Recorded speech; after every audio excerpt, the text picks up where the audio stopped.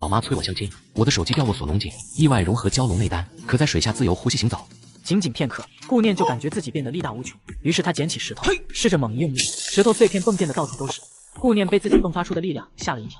顾念，院子里突然响起大伯的声音，是来叫他吃饭的，喊了几遍，顾念没有答应，就听见顾松伯嘟囔了起来：“这臭小子，眼看都到饭点了，人又跑哪去了？”顾念步步的勘察井底的情况，赶紧扯着铁链爬了上来。可是刚上来，一股难闻的气味钻进鼻子，顾念不禁一阵作呕。这难道就是传说中的洗毛法水？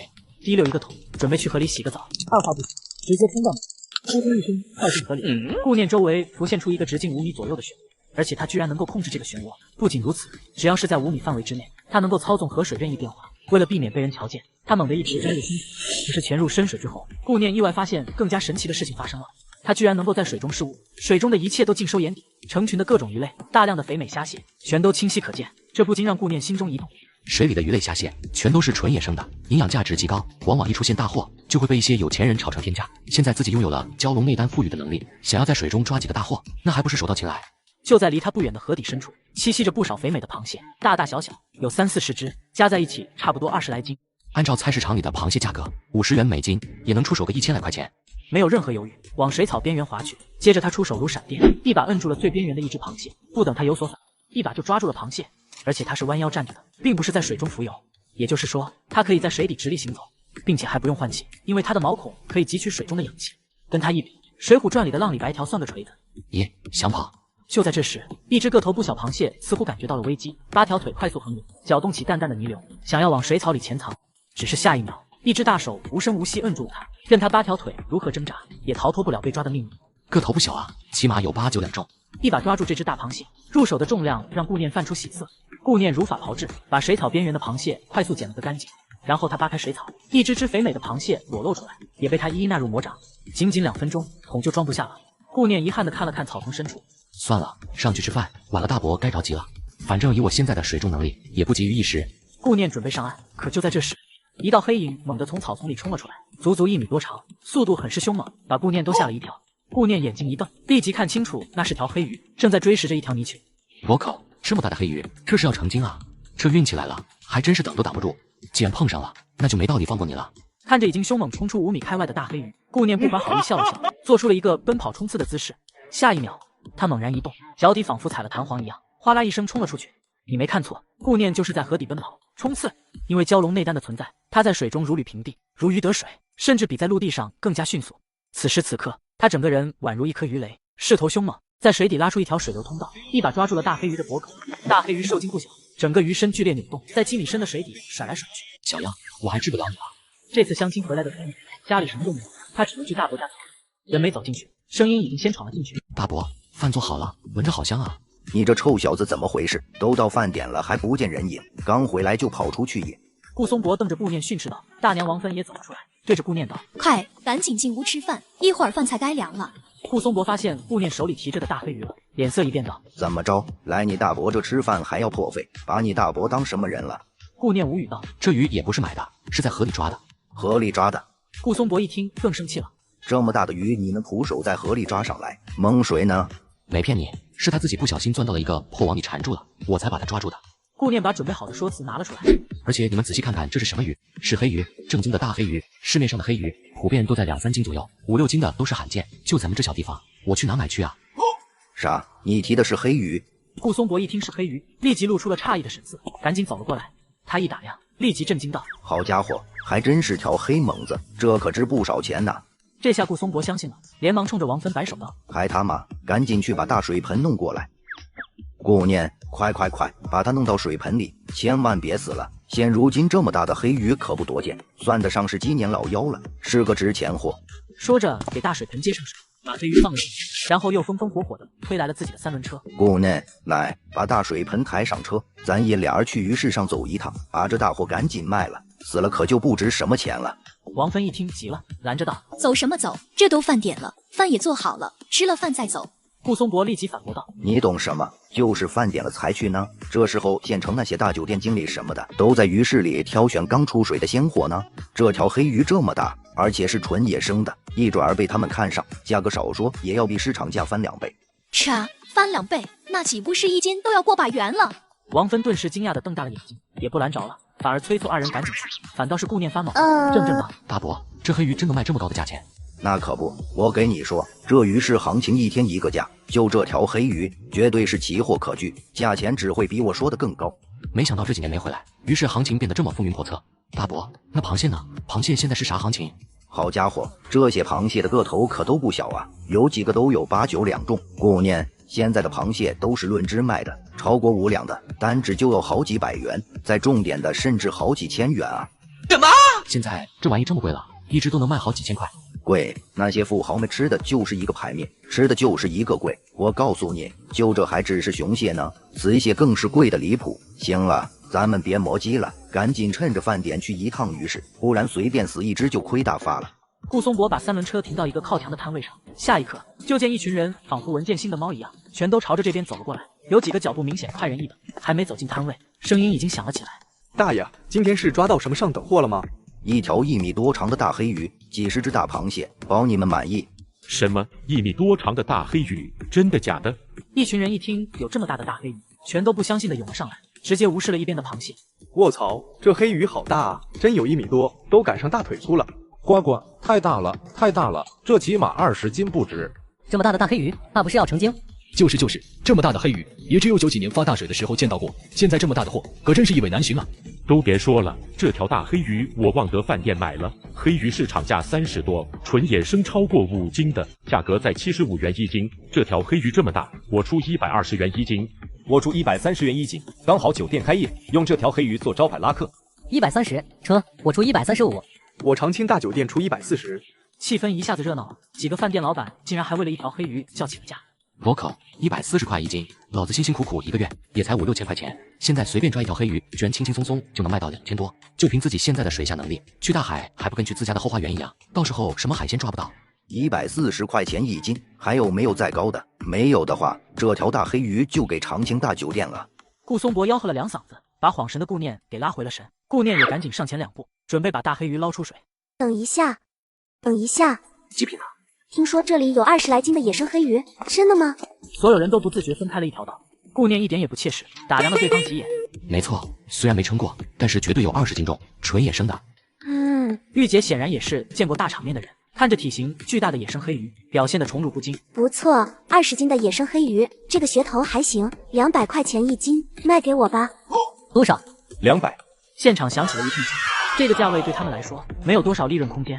原来是金国大酒店的苏小姐，200块一斤，放在咱们这种级别的酒店，自然没有什么利润空间可言。但是放在苏小姐的金国大酒店，那就不一样了。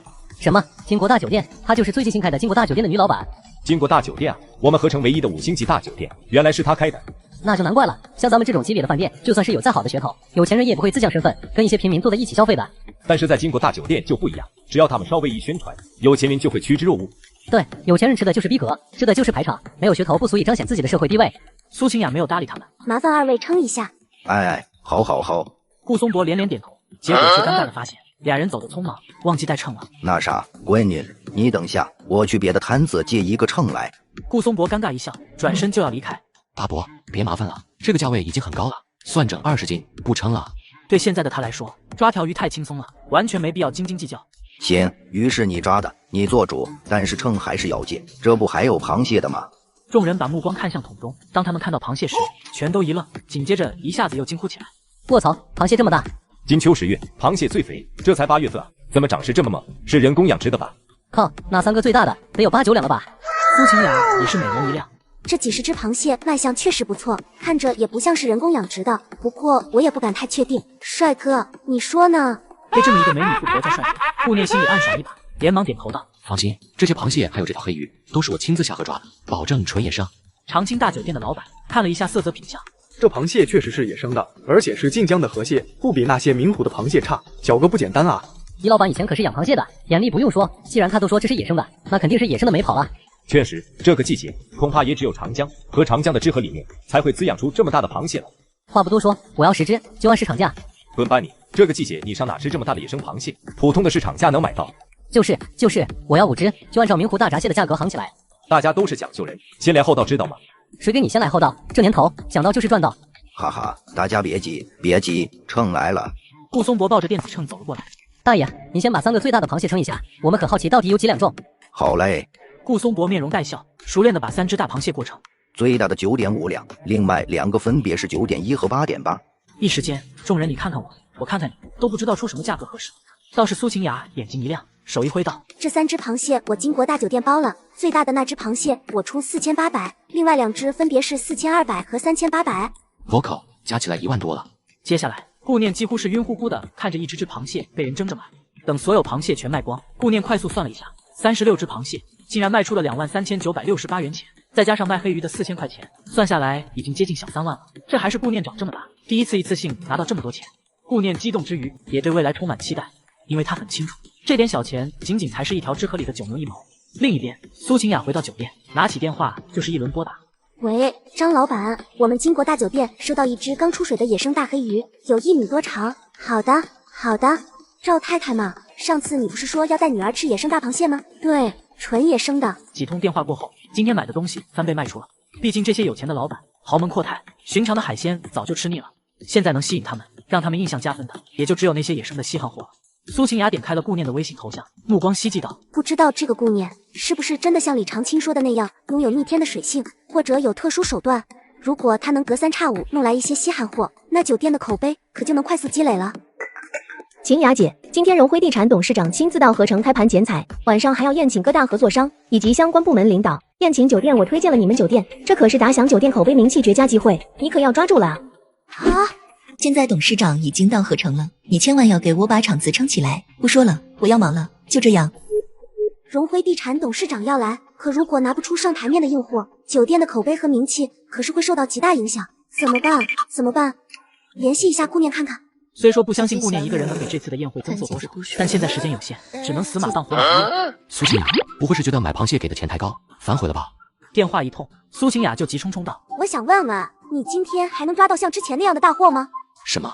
我们酒店今晚有个很重要的宴会，急需一批极品江鲜。我是想问问你，还能不能抓到类似之前那样的野生大黑鱼和大螃蟹？只要是有点噱头的，价钱方面不是问题。就这，还以为是对方出高价反悔了呢，原来就为这点小事。可以，这事儿包在我身上，你等我好消息吧。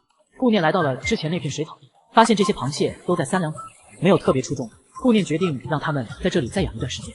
整条望江河都是咱的后花园，岂能为了区区几百块钱就折腰？咱是差那几百块钱的人吗？来到了更大的水草区，这片水草明显很旺盛啊，难道是块水中宝地？顾念脸上露出喜色，眼睛闪闪发光的扫动着。vocal 超级大河蚌，这么大的河蚌，这是要成精啊！或许是顾念在水底发出的声音惊动了他竟然快速的合拢蚌壳，沉寂了下来。vocal 这玩意挺灵啊，吐水的琉璃彩蚌，这噱头够足了吧？这么大的水草地，一定还有不少好东西。顾念悄无声息地靠近水草边缘，只见百10只大螃蟹微微挪动了几下，个个都得有6、7两。顾念找到大伯家的破渔船推了过来，停好渔船，顾念拿着船舱上的大网兜，重新下了水，看着脚下那一只肥美的大螃蟹，他抓的那叫一个快如闪电，不亦乐乎。有的螃蟹反应过来，纷纷举着蟹钳，划拉着腿就要跑。想跑？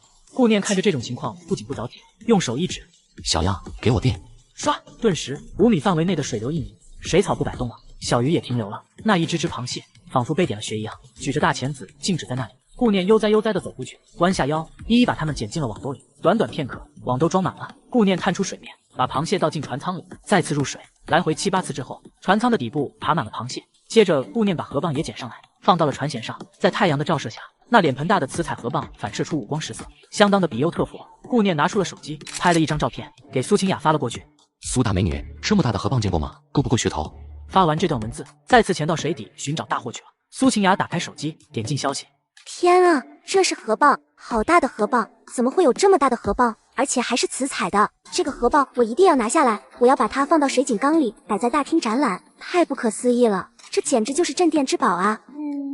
顾念啊，顾念，你真是我的救星！这么巨大的河蚌，绝对有上百年头了，100年老蚌，这是多么大的噱头啊！螃蟹，这河蚌后面的船舱里还有螃蟹，天哪，怎么这么多？还有那只大的，估计有1斤了吧？不行不行，我要问一下顾念的位置，现在就过去。这么大的河蚌和螃蟹，绝不能落入别人的手里。这下苏晴雅坐不住了，刚才她的目光完全被河蚌吸引了。忽略了船舱里的螃蟹。现在看到这么多的野生螃蟹，而且个个都那么大，他顿时心就急了。要知道这个季节，想要收到这么大的螃蟹，而且还是纯野生的，那简直就是可遇而不可求。到时候酒店有了这批纯野生大螃蟹，只要微微宣传，绝对能够引爆一时，打响口碑和名气。可是当他打语音电话时，却是响了一遍又一遍，始终没有人接。怎么回事？怎么没人接听啊？快接呀！苏晴雅急得微微跺脚，这个死顾念到底什么意思？发了一张图片过来，吊起胃口不接电话，有这样的人吗？顾念自然不知道这边情况，就算知道了，他也来不及回消息了，因为他又发现大祸了。是一群鱼，一群鲤鱼，领头的大鲤鱼竟然是一条红红火火的大红鲤，足足手臂长。我靠，这不是象征富贵吉祥的红鲤鱼吗？这只大红鲤不仅身形优美，颜色更是纯正无比，每一片鳞片都是那么精致。它身后的一群金丝鲤鱼，体型也普遍都在1尺多长。这些鲤鱼如果全抓了，卖个3、4万不成问题。别的鲤鱼先不管，但是这条大红鲤错过就没有下一次了。顾念躲进洞穴里面，等待大红鲤钻进5米范围之内。大红鲤突然一甩尾，仿佛感知到了危险一样，快速掉头游去。其他金丝鲤鱼纷纷效仿，集体调转身影，疯狂地游动起来，水面疯狂涌动。幸亏河边上没有人，不然肯定引来不少人驻足围观。看来想要不费吹灰之力抓到它是不行了。顾念只能猛地冲出去，快速朝着大红鲤追去。他的身影在水面下一闪过，仿佛一头大鲨鱼，速度凶猛无比。在这种狂猛的速度下，大红鲤也只能甘拜下风，被顾念搂住了脖子。他宽大健壮的身躯极力的努力，力气之大，就连顾念都有些惊诧。好家伙，这厮的力气竟比之前的大黑鱼还要凶猛。抱着大红鲤，顾念兴高采烈地浮出水面，往渔船游去。刚靠近渔船，船舱却传出了砰砰啪啪的动静。只见船舱里不请自来了2条金丝鲤鱼，正在那里弹动来弹动去，肯定是刚才鱼群受惊，跳出水面的时候掉进了船舱。顾念，你怎么才接电话呀？你知不知道我打了多少个电话了？赶紧把你位置发过来，我开车去找你。啊，找我做什么？废话，当然是为了大河蚌和大螃蟹呀！你以为我是去找你谈情说爱呀？快发位置给我，我现在就过去。还有，那大螃蟹你不准卖给别人，我全包了。你干脆连我也一块包了得了。行，那我把位置发给你。位置发过去后，顾念跳进水里，开始了新一轮的搬砖。很快，一条半米多长、浑身紧实的大鲫鱼出现在他的视线里。顾念没有任何犹豫，立即主动出击，整个人宛如一杆标枪，披风斩浪，杀到大鲫鱼的面前。大鲫鱼连1秒钟都没有挣扎，就被顾念用手控制了起来。大鲫鱼被顾念抽起扔进船舱，没多久，顾念又在不远处冒头，手里再次提着2条大鲫鱼，踏浪而回。他宛如一只野水鸭子，不时地钻入水中，又不时地在各处冒头。每一次冒头，手中总会提着一些收获。短短半个小时的时间，船舱就堆满了各种鱼类，每一条的个头最少都在半米左右。其中一条汪刺鱼，体型更是接近1米，比之前的大黑鱼更加稀罕。顾念正在河里抓得起劲的时候，河边码头突然传来了汽车的鸣笛声。顾念挥手回应，推着破渔船往码头游去。我说苏大小姐，你堂堂一个5星级酒店的大老板，难道连一个跑腿的都没有？这么大的太阳，你不怕晒黑？没有办法呀，酒店刚开不久，很多人员还没有配备到位，今天又都被我安排出去了，只能由我亲自上阵了。不过我倒是真没想到，你能抓到那么多极品货，也不枉我亲自跑来一趟。快让我看看，我都有些迫不及待了。苏晴雅说着就要往船上迈，顾念见状，赶紧站起来，伸手去接她。小心点，船在水中不稳。苏晴雅下意识把手递进顾念的手里，那柔软冰凉的触感让顾念心中一荡。而这时的苏晴雅刚刚站稳身子，就已经看到了满载而归的船舱。天呐，顾念，你怎么还抓了这么多鱼？这么大的野生大鲫鱼，还有一个汪刺鱼，还有大红鲤，居然有大红鲤，而且还是纯色大红鲤，我太喜欢了。顾念，这个大红鲤，你无论如何一定要卖给我。你人都上我的船了，我还有别的选择。我在海中捞出的大河蚌及其体内珍珠，在网上竞拍价上千万，将其换成了经过酒店的51%的股份。苏大美女，既然我成为了酒店的大股东，你看看是不是搞个欢迎仪式？你还是先接电话吧。我是王阿姨介绍给你的相亲对象林依然。你换号了？没有，这是我闺蜜手机号。我昨天睡得晚，手机忘充电了。我的时间很赶，晚上还有个同学聚会，所以咱们只有今天上午有时间见个面。咱们合成有一个金国大酒店，貌似挺火的，我们就选在那里见面吧。在金国大酒店见面？对啊，而且到时候我要带2个闺蜜和同学，你不会有意见吧？双方互不相识，第一次相亲竟然约在5星级大酒店，而且相亲还要带上闺蜜和同学。行，那就这样定了，金国大酒店见。某人貌似被我说中了，打扮成这样，还真是来相亲的，连地址都挑选在自己的酒店，还真是生意相亲2不误啊！纯属碰巧了，看来今天你我这顿饭是吃不成了，母命难违，亲事必须要向的。那就祝你相亲愉快喽。对了，我还要赚一笔钱给你，支付宝到账50万元。托你的福，昨天酒店不仅生意爆满，就连客房的入住率也达到了70%以上。这种入住率在合成这种3、4线小城简直不可思议。林依然在和楚秋通过电话后，则是鄙夷的放下了手机。这楚秋竟然还同意了。自己家庭什么样的条件，难道自己心里就没点数？哼，真是打肿脸充胖子。既然如此，那就别怪我不客气了。走进包厢的一瞬间，楚秋猛地一愣，只见包厢内有男有女，居然不下14、15个人。不好意思，我可能走错包厢了。你是楚秋？你是？我就是林依然。你是林依然？难道这就是所谓的带2个同学闺蜜？这究竟是来相亲的，还是来开 party 的？我倒要看看这个青耀怎么想。依然，这就是你的相亲对象楚秋，可以吗？看上去蛮帅的。不错不错，确实是小帅哥一枚。楚帅哥，你站着干什么？快坐啊！咱们等会吃完饭，赶紧去看大河蚌腐猪。听说那珍珠老贵了，价值超过1个亿呢。对，赶紧点餐，点餐。服务员呢？进来一下。接着海参、鲍鱼、大龙虾、大螃蟹全都一窝蜂的点了起来。再拿1瓶17年份的拉菲古堡。楚秋往菜单看了一眼，17年拉菲古堡，价格6999元只，倒是真敢点。很快，菜单到了楚秋手中，楚秋并没有立即去点，而是抬起头问众人：“大家都点好了？快点吧，就差你了。”对，我们都点好了。别磨磨唧唧的，你是来相亲的，有点大爷没养成吗？在座的几个男士人五人六的吆喝了起来，仿佛这单最后是他们买一样。另一边，林依然压根没搭理楚秋，跟几个同学在那里有说有笑。行，先让你们嚣张一会，等会有你们哭的。美，你好了没有啊？点个菜这么费劲。林依然的闺蜜杨伟不耐烦地说了一句：“好了。”磨磨唧唧，去，再拿2瓶飞天茅台。还有烟，就来2条吧。要华子？对，拿华子，我抽别的烟嗓子痛。2条华子，2瓶飞天茅台，外加1瓶6999元的拉菲古堡，总价格加在一起已经超过1万块了。这帮人还真是能造啊！你好，802富贵厅，算一下账，我倒要看看这群人到底造了多少。好的，请稍等。你好，先生，802号房一共消费是128864元。尽管他事先有了心理准备，但是一听128000多，整个人还是忍不住吸了一口气，气得牙根硬。128000多呀，别人彩礼都只要188000呢。我能看下消费清单吗？可以的，先生。楚秋点了点头，目光看向消费清单，最扎眼的是清单最下面2行的消费：软中华9条，飞天茅台9瓶。他明明记得在去厕所前，包厢里只要了2瓶飞天茅台，2条华子，现在账面上居然显示9瓶茅台，9条华子。很明显，这群人是趁着他上厕所的时间，重新找服务员要的。一顿饭，他滴酒未沾，女的喝的都是红酒，剩下3个男的能喝9瓶茅台。伤害性不大，但侮辱性极高，这明显就是准备打包带走的节奏，这不是摆明了往死里坑他？向着新的海域进军，我雇了一艘渔船，1个船长及2个帮工。这位老板不用看了，没有个几千米的距离，你是看不到任何鱼群的，连虾蟹都稀少无比。一定有。顾念不信，开始搜寻鱼群和虾群。2个帮工则是对视一眼，摇头一笑。在7、8米的浅海区下网，要是能捕到有价值的鱼货，那可真是老天给他开了天眼了。就在2人摇头之际，顾念的眼神突然亮了。只见在渔船左边20米，正有一大片密密麻麻、成群结队的大虾，它们就像蚂蚁行军一样，一队挨一队，一群接一群，密密麻麻地移动着。而在这些虾的中心位置，则是一群体型比巴掌还大的半透明大虾，大明虾，价格在80到150元不等。船长师傅，麻烦你往左开，我要在左边10米处开始放网，向左前方拉成一个圈，围一网试试。行，你是老板，听你的。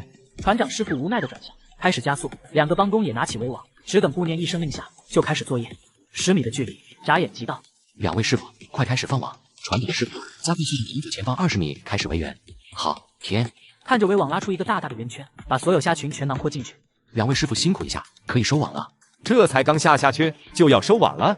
他们都认为这一网是白拉的，不可能有什么渔获，所以连水盆什么的都没有拿。不过当围网快要拉出水面的时候，2人突然一怔，因为凭着经验和手感，他们觉得网在弹动。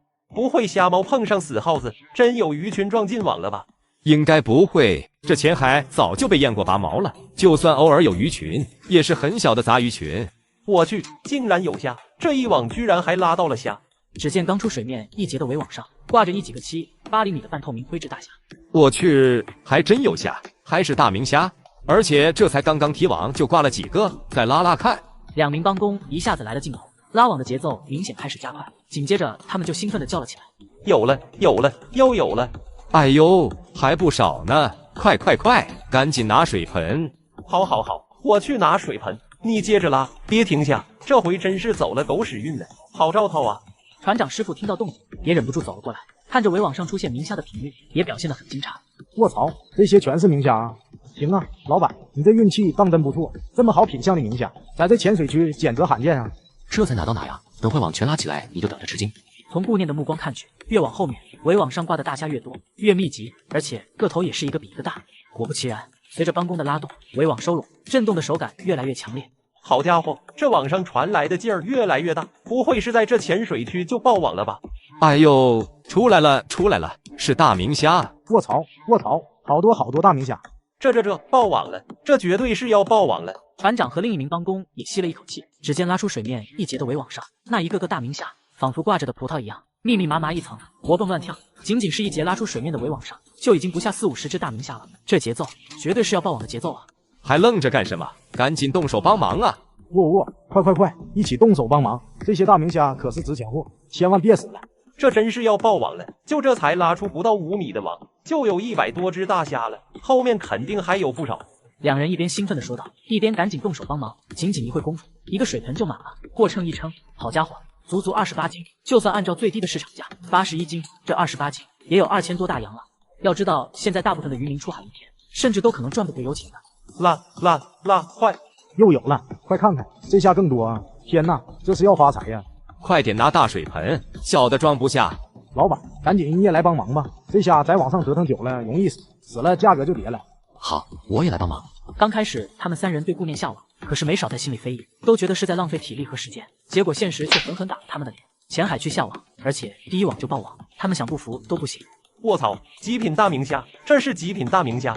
什么极品大明虾？真的假的？我看看。我去，还真是，这个头，这尺寸，极品，绝对是极品。个个比巴掌都大，最小的都有18厘米。快拉，要发财了！卧槽，越拉越多，真的爆网了！这是我大半辈子见过最多的一次极品大明虾了，这数量起码有200-300只啊！不错，太极品了，平均8只就有1斤重了。这要是上岸，肯定被那些鱼贩子抬价哄抢啊！快去换个盆，这些极品大明虾要分开装，都小心点，这玩意儿金贵着呢。网上挂着的大明虾不仅没有减少的趋势，反而越拉密集。4个人蹲在一起，足足搞了半个多小时，才彻底把所有大明虾都清理分类，装进水仓。这其中，单单极品级别的大明虾就有41斤，平均81斤，算下来足有6000多块钱。而其他的明虾加在一起，直接超过了400斤。虽然不是极品，但是最少也能卖到100块钱一斤，400多斤的话，就是4万多块钱。老板，你这一网可真是神来之笔呀！后面怎么样不知道，但就这一网渔获，少说也值5万块钱了。没错，今天这趟海就凭这第一网值了。对，老板，你这运气我们是服了，居然在浅海区随便一网就能捡到这么大漏。接下来你说怎么来，咱们都听你的。没错，这出海赶海，很多时候经验并不靠谱。对，咱听你的。他们此时看顾念的目光已经不一样了，全是佩服和兴奋。他们也希望顾念继续有这样的运气，因为每次遇到这种情况，他们都会额外得到不少的小费。好，那咱们收拾一下，准备下一网。走喽！船长高兴地吆喝一声，渔船再次开动。2名帮工则是拿捏着围网，目光不时地瞟向顾念，时刻准备着下网。看着架势，这完全是以顾念为马施瞻了。一大批沙丁鱼、杂鱼、带鱼出现在水面。老板，咱这什么时候下网啊？是啊，老板，咱们兄弟就等着您金口一开呢。不着急，这些东西不值几个钱，我还没有下网的冲动。船长师傅，加快速度，我有预感，1000米之外，说不定能有好运气碰到海货。顾念为了不让他们泄气，站在甲板上吆喝了一声。好嘞，就等您这句话呢。船长立即加大了马力，2名帮工也明显精神一振，往前行驶了1000多米，海货无论是数量还是质量，都明显强了好几倍，各种五颜六色的鱼类穿梭有。2位师傅准备一下，这次咱们不下围网了，下蟹笼。下蟹笼，将50个蟹笼全都下下去。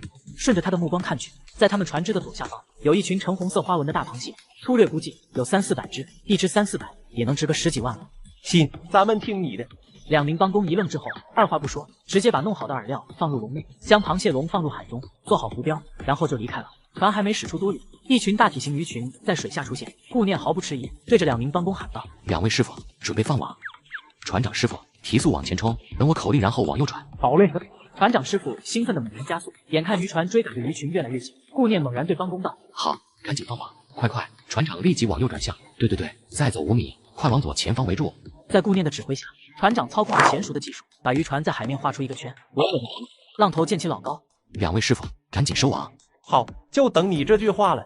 老张，快准备大鱼盆，我感觉这次的渔获不少。他已经感觉到有大货在撞击围网了，哪怕用眼睛看，也能看出他手里的网绳不停的在抖动。卧槽，不会是又要爆网吧？老张抱着鱼盆跑过来，就在这时，只听啪啦一声，围网里出现一条大鱼。这是一条体型硕大的大鱼，通体发暗，且散发着灰褐色和紫绿色，腹部灰白，背部有鳍。它有着宽大的弧形鱼体，还拥有堪比手臂还长的鱼身，看样子少说也得有27、8斤。卧槽，野生大米鱼，这是野生大米鱼，好大一条啊，快接近30斤了。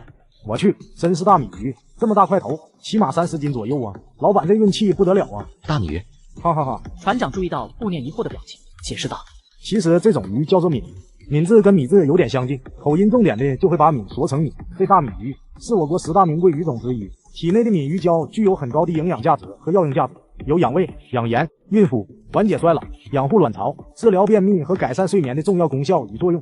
那这么说，大米鱼很贵？相当贵，野生大米鱼5斤左右的130元每斤，5斤以上到10斤的160元每斤，而超过10斤的，因为闽鱼胶的含量增高，闽鱼价格也直接翻倍，达到300元每斤。居然有这么贵！没想到自己随便忙一波，居然还捡到了大漏。哎呦，又出水了，出水了！卧槽，快看，这条也不小，20斤肯定有了。太牛了，老板这运气真是没谁了，就这2条大米鱼，15000到手了。快拉快拉，我感觉后面还有很多，因为网绳还在抖。这不会是碰到了大米鱼鱼群了吧？真要是碰到大米鱼鱼群，那可是真是发财了。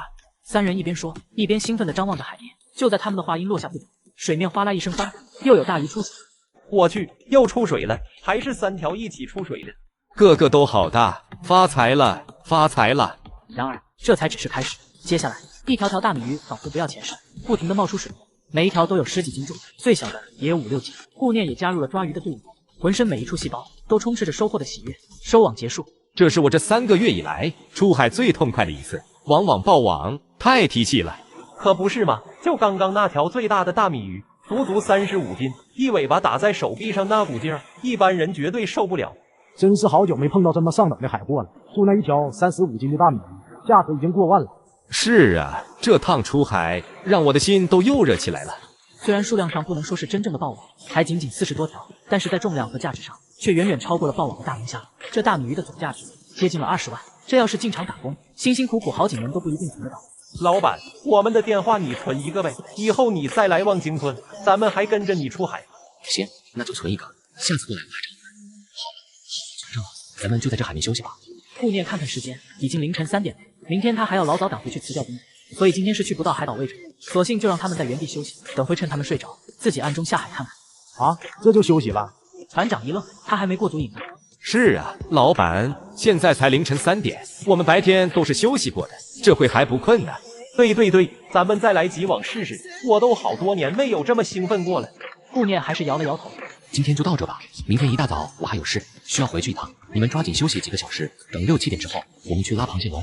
我有预感，这次估计能抓到不少螃蟹。要知道绑螃蟹可是个体力活，赶紧休息吧。他们进入梦乡，顾念潜入了海底，在暗礁的边缘处有一个身披铠甲、威风凛凛的大龙虾，正是我国著名的中华锦绣龙虾。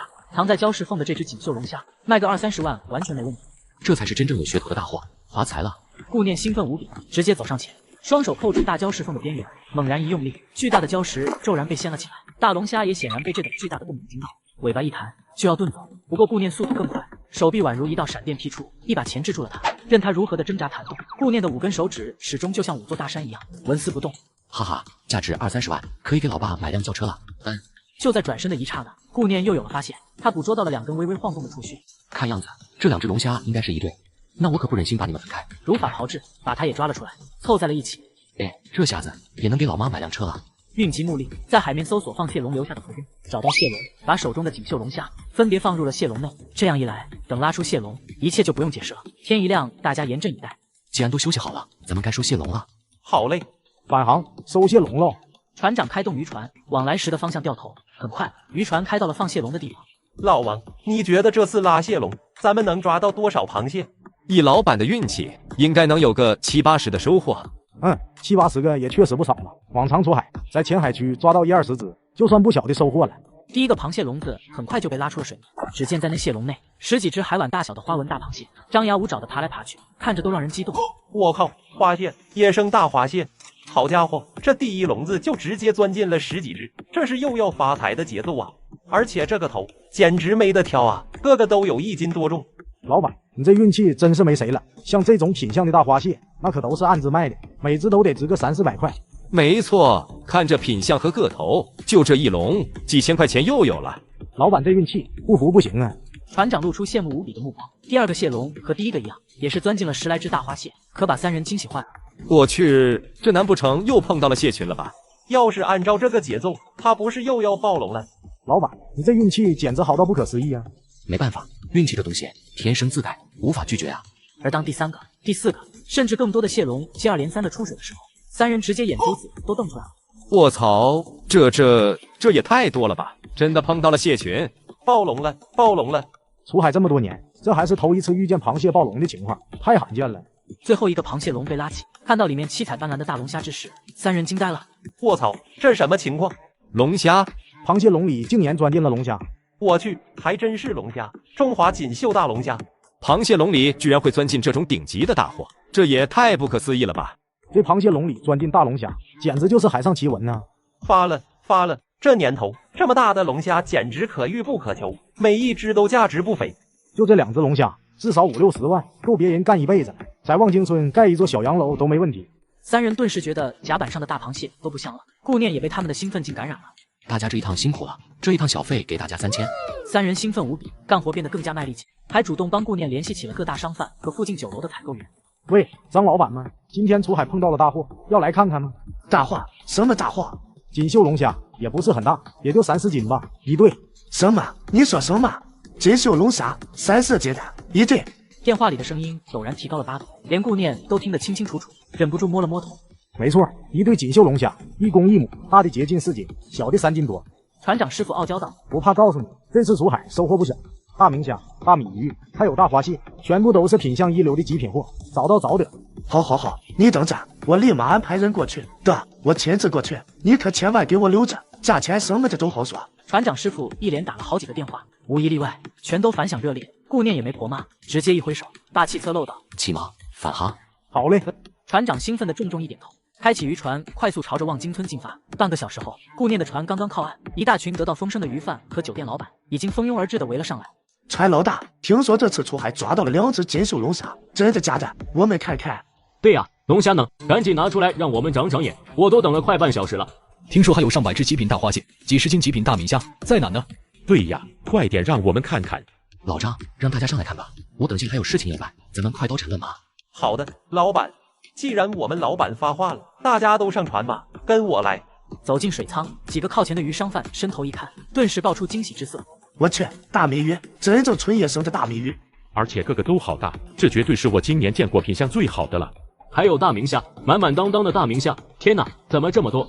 我操，看，那还有一群极品大明虾，这极品大明虾我出170，而且其他的大明虾我也出够炸，120全包了。喂，你自己吃肉，怎么也要给别人喝点汤吧？这几百斤的大明虾，怎么也要匀出来110斤吧？不好意思，今天酒店有订婚宴，我还怕不够呢。老板呢？极品大明虾170，其他的120，我全要了，你看行吗？此刻报价的是个精明的中年老板，他知道这次好货不少，又有大龙虾压轴，其他人正处在观望心理，所以果断最先出手，先收到手一批再说。行吧，就按这个价格给你了。不过极品大明虾我要留下来几斤带走，还没吃过这么极品野生大明虾，怎么也要留下几斤饱饱口福，顺便也孝敬一下老爸老妈。好的，留下几斤没问题。不好称，总价值一算，共6万。收了钱，顾念心情愉悦。老张，咱们别藏着掖着了，把全部的收获全都拿出来吧。众人纷纷好奇了起来。只不过当3个人把大螃蟹抬出来，放到甲板上的时候，众人全部都震惊了。天哪，竟然有足足9大筐的螃蟹，这怎么可能？这得有好几百只了吧？暴龙也很难爆出这么多啊！难道你们去了深海捕捞？不然怎么会打到这么多螃蟹？而且这品相，这个出又是一批极品鲜货啊！这么极品的大花蟹，我要100只，出价400一只。我出421只，要200只。喂，能不能手下留情？你们每人都要这么多，别人喝西北风去啊！没错，一共就几百只，大家愿意下？经过一番哄抬，最终螃蟹的定价被以460元一斤成交，总价值达到了17万多。接下来的大米鱼也成了这些鱼商的争抢对象，不可避免的被抬高了不少价格，最终结算出了23万的高价。接下来就是真正的重头戏——中华锦绣大龙虾了。当这2只七彩斑斓、威风凛凛的大龙虾一出场时，现场的气氛顿时沸腾了起来。我去，还真是一对大龙虾，这么大体型的锦绣龙虾，我可是好多年没见过了。没错，这种体型品相能在内海抓获，还一抓2只，简直就是中了大奖啊！太难得了。老板，这2只大龙虾我出50万，大的26万，小的24万。你这出价的标准是19年的吧？现在猪价都飞上天了，大龙虾就值这个价。哈，我只是先给大家开个场罢了，接下来才是真正的竞价。没错，今天这点龙虾可是噱头十足，咱们且报价试试，看看能不能争过在场的几位老板。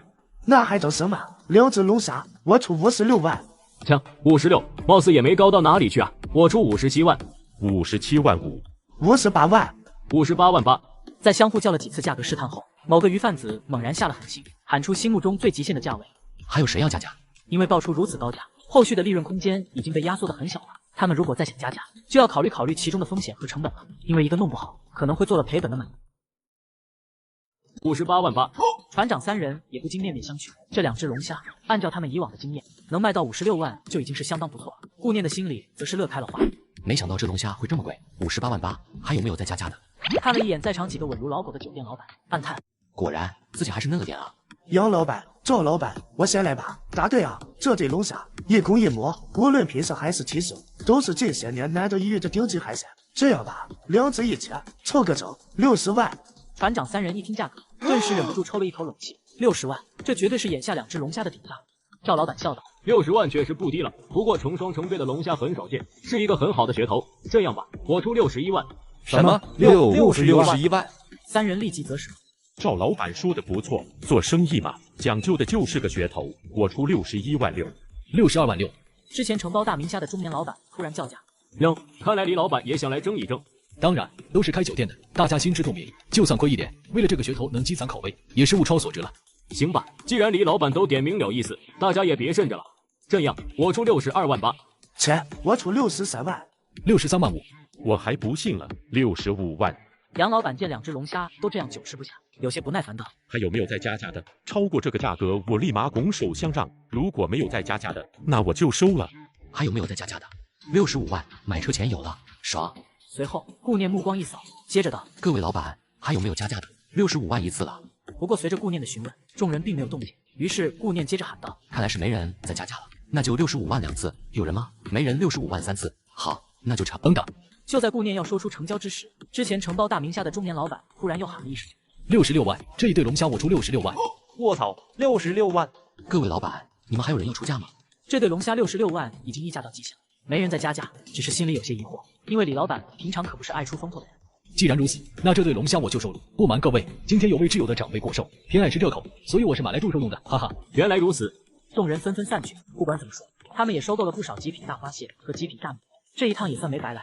最终，这2只锦绣龙虾以66万的天价出手。一趟出海之行，轻松斩获100多万，这钱来的比捡的都快，实在是太爽了。虽说他现在是金国大酒店的大股东了，但是在酒店分红之前，他动不了酒店的1分钱，所以这100多万才是真正实实在在想用就用的现钱。手机恢复了信号，正在不停地冒出一条条未接电话、未接语音、未读信息。最醒目的还是老妈的未接电话和短消息，单未接电话都不下几10条。看着手机上密密麻麻的未接电话和消息，顾念一脸的生无可恋。完了，这次估计要迎接老妈的雷霆之怒了。老妈一旦发怒，那火力可不是开玩笑的，说是人形加特林都不为过。顾念匆匆和老张3人作别，准备开车离开。然而刚进车子，手机再次震动起来。老妈的电话。顾念深吸了一口气，硬着头皮接通了电话。顾念。紧接着，一道穿透耳膜的炸音从手机里传出，害得顾念不得不把手机拿开了耳朵。顾念，好你个小混蛋，你给我死哪去了？要不是你大打电话，我和你爸甚至都不知道你来魔都了。现在翅膀硬了是吧？居然敢一夜不接我电话，给我玩失踪！你个混账东西，知道老娘一夜给你打了多少个电话，发了多少条消息吗？你要是再不接我电话，我都要打电话报警了。吴秀君在电话里火力全开，越说越气。说你呢，哑巴了。还有，说好给我开视频，让我看看你女朋友的，结果看不到人不说，连一张照片也没有。你是不是在蒙骗我？吴秀君生气地质问道。顾念连忙苦笑着讨饶：“老妈，我哪敢骗你啊？是我的手机不小心摔坏了，刚买的新手机，所以一夜都没有信号。”真的？那你现在在哪里？女朋友在不在身边？我正在回去的路上，女朋友在老家有工作，不在身边。行，限你3个小时之内出现在我面前，我要亲眼看到你和你的女朋友视频。要是让我发现你敢骗我，这个家你也别进了。是，听到了。顾念苦笑着连连答应。给苏晴雅开视频，不知道这算不算是作茧自缚？哎。顾念叹了一口气，打开微信，先把苏晴雅发来的语音消息听了一遍，了解了一下昨天酒店的生意情况，总结就2个字：火爆。随后顾念直接播出了语音，苏晴雅很快接通了。喂，苏大美女，起床了没有？顾念。苏晴雅似乎刚睡醒，很疲惫的样子。手机中传出打哈欠的声音，待确认来电人是顾念后，立即精神了不少。你怎么回事？昨天打你电话不接，发消息也不回，你人有没有到魔都？到了，只不过手机出毛病，没有信号，无法联系。顾念听着对方疲惫的语气，眉头一皱：“你怎么样？听上去无精打采的。”还能怎么样？酒店突然太忙了，整个人猛一点，有些不适应。你是不知道，昨天的生意简直火爆的不像话，酒店一整天客流量不断，排队的、订桌的都已经安排到下个月了。一提到酒店的事，苏晴雅很快就来了精气神，兴奋地分享着自己的喜悦。相比前天，昨天的酒店营收足足翻涨2倍，而且酒店的房间几乎供不应求，无论大小全都爆满，入住率100%，已经远远超过了1线城市的顶级大酒店。相信在未来很长一段时间内，酒店的生意都会持续走高。我已经想好了，最近就准备开设金国大酒店的连锁分店，找最好最快的施工团队。我想和你征求，商量一件事。说到这里，苏晴雅的声音突然变得忐忑了起来。顾念微微一愣，不由好奇了起来。你要和我商量一件事，什么事？你说。那我可说了哦。清了清由于紧张而发紧的嗓。是这样，我昨天做了一个统计，这2天酒店的日营收几乎赶上1线城市5星级酒店的月营收了。按照这样情况计算，只要2-3个月的时间，酒店就能够收拢到开建一个4星级酒店的资金。这种机遇真的简直太难得了。我想今年的年底，我们能不能先不要分红，而是把这些钱继续投建到第2家酒店的开设上？但是这中间一直到年底，你可能拿不到酒店的1分钱，所以你……说到此处，苏晴雅深吸了一口气，接着似乎鼓起了莫大的勇气一样，语气带着一丝恳求道：“顾念，这件事对我来说真的很重要，很重要。我想请同意我，你能同意吗？”等了半天，手机里没有动静。苏晴雅坐在床上，惊艳妩媚的脸蛋上，期待之色渐渐的泯灭。然而就在她要死心之时，顾念的声音却突然响起了：“就这没了？我还以为你有多大的事要找我商量呢。原来就这点小事。你是酒店的第2股东，就这点小事，你自己做主仆就行了。”就这小事。苏晴雅一个措手不及，被巨大的反转搞得呆愣住。投资开设一个连锁酒店，而且还是4星级的连锁酒店，这种事成了小事，那什么才是大事？不过瞬间的错愕之后，苏晴雅立即反应过来，她同意了。顾念，你同意了，太好了，真的太好了！你回来，我一定要请你吃饭。苏晴雅反应过来之后，突然有种被突如其来的巨大幸福击中的感觉，整个人欢喜雀跃。就这点小事，我怎么可能会不同意？再说了，把握着这么好的机遇不用，那不是浪费吗？我又不是傻子。顾念从电话里感受到苏晴雅的喜悦，也跟着很开心。这种情况本来就属于互惠互利、合作共赢。况且以苏晴雅的性格，拿着她的分红去开设酒店，那也是变相的投资了，肯定少不了她的股份。现在才8、9月份，离年底也就4、5个月，难道凭着自己赚钱的能力，还怕这几个月没有钱花？笑话！开，必须开，不仅要开，而且还要开一个大酒店，4星级都不考虑，最少都是5星级的。你就按照5星级的标准去估算，不够的地方我来想办法。总之一句话，钱不够我来搞定。酒店必须要在5星级档次，大不了我把明年的分红也投进去。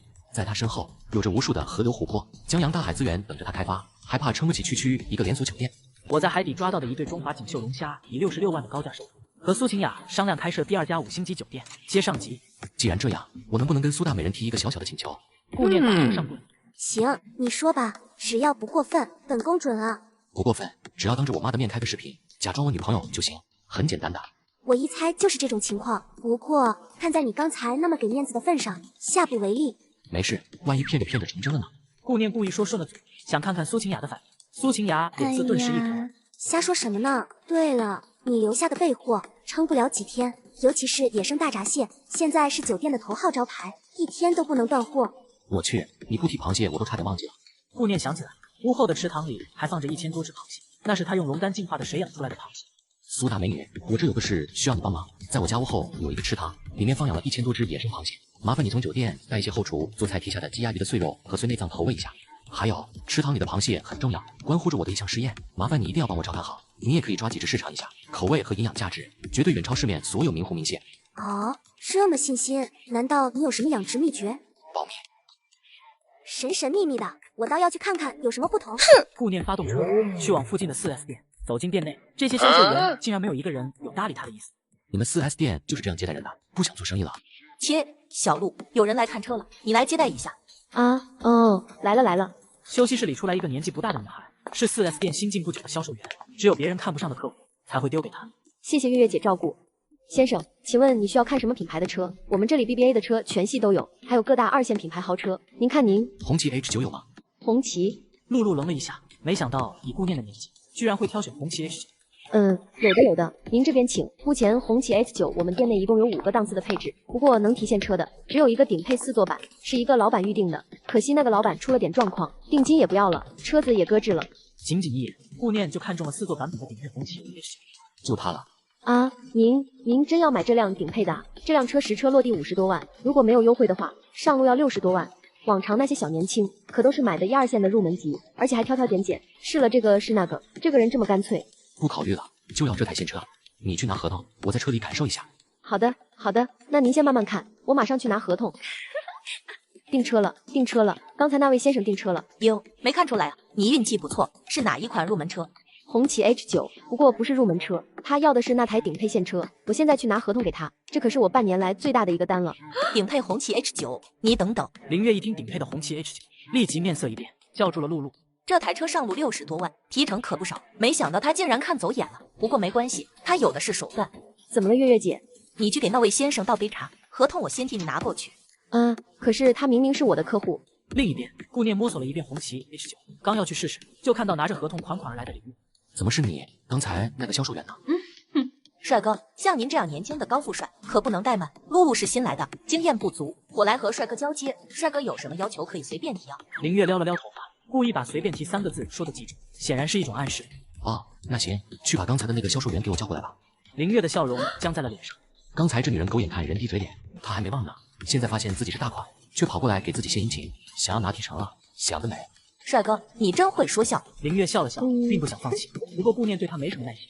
你看我像是在说笑吗？我现在给你2个选择，要么把刚才的女孩请来，要么我离开 4S 店。狗眼看人低。听着顾念毫不留情的讽刺，林月站在原地，脸色一会红一会白，却偏偏不敢反驳一句。这种人就是欠怼，想拿别人买车的提成，内心又瞧不起人，活该难看。他整个人肠子都悔青了，就因为他狗眼看人低，白白错过了这么大的单子，他自己都想狠狠扇自己2巴掌。至于露露，对着顾念又是鞠躬又是感谢，弄得顾念都有点啼笑皆非。一切手续办理好，顾念心满意足的开着机。2个小时后，顾念到达了开发区的金辉险区，也就是老爸老妈住的小区，刚好看到正从菜市场回来的老爸老妈。老妈正一脸埋怨的说道着什么，顾念悄然开车跟到了2人身后，打开车窗偷偷听着。这臭小子都这么大了还不让人省心了，而且他有了女朋友竟然敢瞒着我。老顾，我给你说话呢，你听到没有？你放心好了，我坚决不给他一丝好脸色，好好说他一番。说完低下头，把手机拿了出来，打开了一个软件。吴秀君一看，瞪眼道：顾江河，我警告你，今天说好一起做儿子思想工作的，你不准给我接单开车。这儿子不是还没到吗？再说今天是礼拜天，网上约车的人特别多，我兼职个几趟，说不定就把这个月的房租省下来了。顾念的老爸平时是在高档小区当保安，每天下班或者轮休的时候兼职一下网约车司机，零零散散1个月下来也能到手不少钱。今天儿子的事最大，你哪都不能去。行，不去就不去，行了吧？老爸还是被老妈拿捏得死死的，看来这辈子是翻不了身了。一声长鸣，2人下意识往路边靠去，只不过顾念有一点2人一个惊喜，所以就追在2人身后，再次按起了喇叭。我说你这人怎么回事？这么宽的马路你不走，你老跟在我们屁股后面滴什么滴？你这人有毛病吧？真是，不就是买了辆新车吗？有什么好得意的？至于让你连路都不会走了吗？这是辆拼接色红旗 H9，属于高配版，很贵的，要好几十万。好几十万怎么了？我们又没挡他的道，有钱了不起啊！真是。顾念稍给油门，车子就并排了过去，歪着脑袋看向车窗外的老爸老妈，故意咳嗽2声道：妈，你仔细看看我是谁？切，果然有毛病，逮谁就叫吗？顾念把车窗摇了下来。顾念，这辆车是谁的？你怎么会在里面？这车谁的？万一碰坏了怎么办？你赔得起吗？赶紧把车给别人开过去。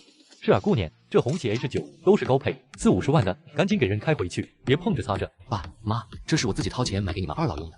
用不着唬我，你哪来的钱？赶紧给别人开过去。顾念跟他们解释了钱的来路，但隐瞒了龙丹的事。好啊，堂堂正正就行，这样我就放心了。果然是我儿子，就是牛批。回到家，对了，我儿媳妇呢？你说要当着我的面给她视频的。不是吧，老妈，这都没让你忘了这件事。怎么，现在成了5星级酒店大股东，有钱有身份了，翅膀硬了是吧？妈，你这样太直接了不好，第一印象很重要。少啰嗦，快打！儿子，我当年在你这个年纪，可是已经有你了，你也要明白你妈的一片苦心。这一唱一和的，给谁看呢？我打还不行？顾念打通了苏晴雅的微信视频。顾念，晴雅，这是我爸，这是我妈，爸妈，这就是我女朋友苏晴雅。叔叔阿姨，你们好，我是苏晴雅。晴雅，你居然长得这么漂亮，我儿子能交到你这样的女朋友，真是祖上积德了啊！晴雅，你多大了？ 24好啊，刚好比我们家姑娘大3岁，女大3抱金砖。对了，你工作在哪啊？是做什么的？父母都健在吧？你以后……顾念没脸听了，这哪是嘘寒问暖啊，这简直就是在审犯人啊！得亏是苏晴雅，不然一般人还真招架不住。顾江和目光来回扫动，充满了狐疑之色。顾念，这女孩真是你女朋友？这女孩一看容貌气质，就是那种家学渊源、非富即贵的角色，能看上自己这儿子。爸，你想什么？晴雅如果不是我女朋友，你觉得以她的条件会在我这里浪费时间？况且你儿子现在什么身份？5星级酒店大股东，年纪轻轻，身家过亿，打着灯笼都难找的那种。顾念3言2语就打消了老爸的怀疑。半个小时后，老妈总算依依不舍地挂掉了视频。顾念，晴雅这个儿媳妇我认定了，我孙子的妈如果不是她，我就跟你断绝母子关系。另一边，苏晴雅带人来到顾家村去投喂螃蟹，稍微一打听，得知了顾念大伯的住处。顾大伯，你在家吗？来了，爹，你是鱼市里的那个姑娘，姑娘，你找我什么事？是这样的，我跟顾念现在是合作关系，他说在后院池塘放养了一批螃蟹，让我过来帮忙投喂一下。什么？后院池塘搁置许多年了，早成一滩臭水了，能养什么螃蟹？这不是瞎胡闹吗？这不能吧？我跟你们一起过去瞧瞧。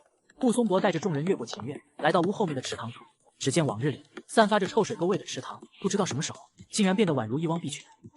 这难道是我走错地方了？没错啊，边上还有他亲自开垦出来的菜地呢。这菜地啥时候长势这么旺盛了？难道这池塘还有这菜地都是顾念那臭小子打理出来的？他有这种本事？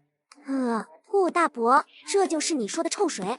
这儿养出的螃蟹，如果真像顾念说的不逊色各大名湖的螃蟹，到时候经过一番宣传和包装，甚至特殊机构鉴定，那就是独一无二的呀。小丽、小红，你们投喂螃蟹，你们2个男的去抓几只螃蟹上来。顾伯，我们到那棵树下盛会粮吧。哎，好。走到一半，顾松伯去菜地里摘了几根黄瓜和番茄。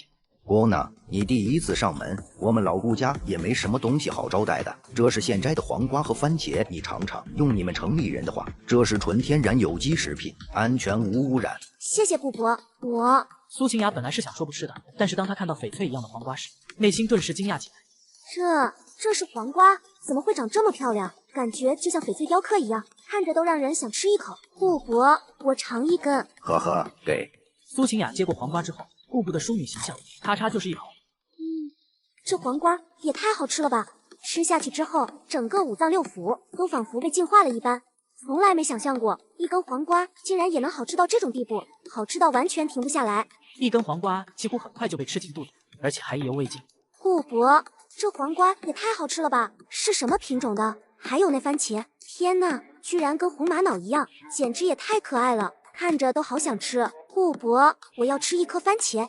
苏晴雅像个孩子一样，不顾形象的咬着吃起来了。小丽和小红都难以相信的看着这一幕。番茄和黄瓜而已，有这么大魔力？好吃，太好吃了！得亏这一趟我亲自来了，不然还不知道猴年马月才能吃上这么顶级的食材呢。顾念，等你回来，看我怎么跟你算账。吃的实在还盛不下了，苏晴雅这才意犹未尽的停下。顾伯，这番茄和黄瓜我能摘一些带走吗？可以，又不是什么珍贵的东西，你随便摘。谢谢顾伯。小丽、小红，你们快过来，摘几个番茄黄瓜装起来。还有你们2个，螃蟹抓好了吗？抓好了，我们就走了。好了，老板。2个男的抓着几只螃蟹走了过来，小丽、小红也摘好了，告别顾伯，一行人立马上了车。开车走，去市里，暂时不回酒店，去市里第三方食品检测机构，我要给这几样食材做最详细的化验检测。给这些食材做化验检测，这不就是农家种植的黄瓜和番茄，外加一个养殖的普通螃蟹吗？值得如此兴师动众的去市里的检测机构，恐怕这来回的油钱，加上做检测的费用，都能买下好几车这样的食材了吧？1个小时后，市中心某检测机构内，谁是苏晴雅？我是。你们赶紧过来一下。几人来到实验室后，主任就迫不及待地拿着7、8张检验报告单询问起来。这螃蟹还有番茄和黄瓜，你们是从什么地方得来的？这螃蟹足足检测出了几十种对人体有益的营养物质，还有这番茄和黄瓜的报告单，整整好几张纸啊，全是对人体有益的各种成分。你们这番茄和黄瓜是不是用中药施的肥，功效都能比上虫草人参了？这些东西你们究竟哪里来的？现在他们总算明白，为什么苏晴雅那么兴师动众的来市里。主任的表现以及那一张张的检测报告单，已经充分说明了一切。原来无知的不是老板，而是他们。一直到从检测机构出来，几个人都在恍恍惚惚，因为化验单上的检测结果实在是太震惊他们了。哪怕已经有了充分心理准备的苏晴雅，内心也是充满强烈的震惊。如果按照这报告单上的显示，经常吃这些食材的话，那简直胜过吃任何的保健药品啊！他真的想象不到顾念是如何做到这一切的。走，立刻回酒店，马上通知前台，把酒店最重要的客户电话发过来，我要给他们一一打电话。拿到这些客户的电话信息，苏晴雅雷厉风行，立即挨个拨打过去。喂，张老板吗？今天我们酒店回馈重要客户，免费品鉴新开发的菜式菜品。哟，上次在你们酒店吃饭，印象深刻，这次居然有这么好免费的机会，那我可一定要去尝尝。免费邀请我们品鉴，不错不错，你们酒店果然与众不同，放心，我一定准时到场。好的，一定去，一定去。使出你们的浑身解数，一定要将这3大顶级食材发挥到极致。是。与此同时，金国大酒店帝王厅内，第一道菜传了上来。好香啊！这什么味道？是啊，这简直也太香了，香得我都忍不住吞口水了。各位老板，这第一道菜很简单，清蒸螃蟹。这真的只是一道清蒸螃蟹，不应该啊！什么材质的？难道是很罕见的品种？不对，这螃蟹一看就是普通的大闸蟹啊，可为何会有如此令人回甘的香气？在场都是身家不菲的大老板，什么样的山珍海味都吃过，可偏偏这道大螃蟹的香气牢牢勾住了他们的胃。第二道菜更简单，拍黄瓜。等等，苏老板，你确定你没说错？你确定这是黄瓜，而不是翡翠？你看这水头、光头、色泽，怎么看都像是水中翡翠啊！接下来，随着第3道菜、第4道菜、第5道菜等相继上桌。天哪，那是番茄吧？看上去像红玛瑙一样。苏老板都是从哪弄来的这些东西啊？看着都让人食欲大开啊！没错，这品相，这气味，简直人间滋味啊！还有这道番茄蛋汤，真的很难相信，居然也能做到如此的色香味俱全。每一道看上去都普普通通，但是偏偏每一道都有着令人回味无穷的独特香气。各位老板，感谢你们百忙之中抽出时间闪光，我以自己的人格以及酒店的名誉担保，绝对让你们不虚此行。各位，请品鉴。终于等到你这句话了，我们早就迫不及待了。对，单单闻着这些饭菜的香气，就已经不虚此行了。还等什么？大家动筷子吧，小心别咬到自己的舌头，哈哈。早已经忍耐到极致的众人，此刻仿佛脱笼的猛兽，对着桌子上的菜品疯狂扫荡起来。天哪，这真的是螃蟹吗？怎么感觉吃了传说中的唐僧肉一样？太好吃了吧！还有这黄瓜，我的天，清脆爽口，纯脆回甘，更有一股难以形容的水果精气，沁人心脾。还有这些黄包子，这绝对是我有史以来吃到最好吃的。一场别开生面的舌尖盛宴，在各种狂呼惊叹中快速进入尾声。各位老板，感觉如何？好，太好吃了，不虚此行。说实话，吃了你这菜，再让我吃其他的，我怕是真的吃不下了。我就想问问，以后还能不能经常吃到？对，我们也是这样的疑问，价格方面不是问题，主要是能让我们经常吃到啊。对于这种现象，苏晴雅早就提前就准备好了各种应对说辞。各位老板，我要先给你们看几份资料。苏晴雅把3样顶级食材的检测报告单拿了出来。这是什么？食材检验报告？市里的第3方检测机构检测出的食材报告。我的天，这报告，这……没错，你们刚才吃的每一样都胜过市面上任何的高级保健品。这种顶级的食材，目前只有我们酒店的至尊 VIP 会员才能有资格享用。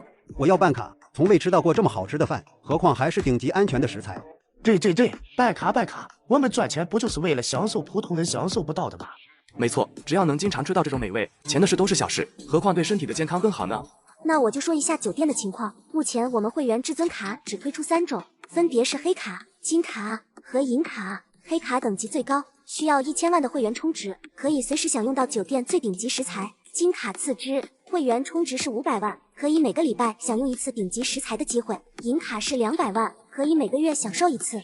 黑卡必须办黑卡，没什么好说的，区1000万而已。没错，每天能吃到这种对身体有好处的顶级食材，1000万算什么？这算什么？我们每个月的吃饭用处开销至少都在几千万以上的。苏老板，这种至尊黑卡有限制吗？我要给我老婆孩子办一张，我儿子最近高考，特别用脑，我老婆因为操心儿子的学业问题，皮肤都变差了。听说普通的黄瓜都能敷脸，那吃你们这堪比人参虫草的黄瓜，效果岂不是更好？对，还是张老板考虑的周到。苏老板，给我也要2张。没错，自己吃饭应酬也不能忘了家人啊，2张。苏老板，赶紧让你们酒店给我们办理，我马上通知财务转账。说着，现场几位老板就给财务打起电话来了。魏小杜，你马上从公司过来一趟。对，金国大酒店，给我办2张至尊黑卡。小王嘛，你上来一趟，一会跟着苏老板给我办2张至尊黑卡。李秘书，通知财务，给我转2000万到金国大酒店的账上，我要办2张至尊黑卡。苏老板，我的人马上就到，麻烦你安排一下。是啊，苏老板，我决定了，以后吃饭除了金国大酒店哪都不去了。谢谢各位老板捧场。今天他一共邀请了18位重要客户，除开3位相关部门领导，几乎每个老板都预定了2张至尊黑卡，那就是妥妥的3个亿，他立即就能着手新建第2家5星级酒店了。跟在苏晴雅身后的小丽、小红二人，此刻已经完全震撼的说不出话。仅仅3样食材，就换来了这么巨大、这么稳定的利润投资，这简直颠覆了他们的人生观。喂，顾念，我有一件事情要告诉你。顾念却只回了一句：“我现在有事，等会打给你。”有事？这个顾念，他不是在陪父母吗？连电话都不能说了，这家伙不会跑出去干什么坏事去了吧？不行，我得试探一下他。当即，他打开电脑，登录酒店的网络账户，直接给顾念转去了一笔钱。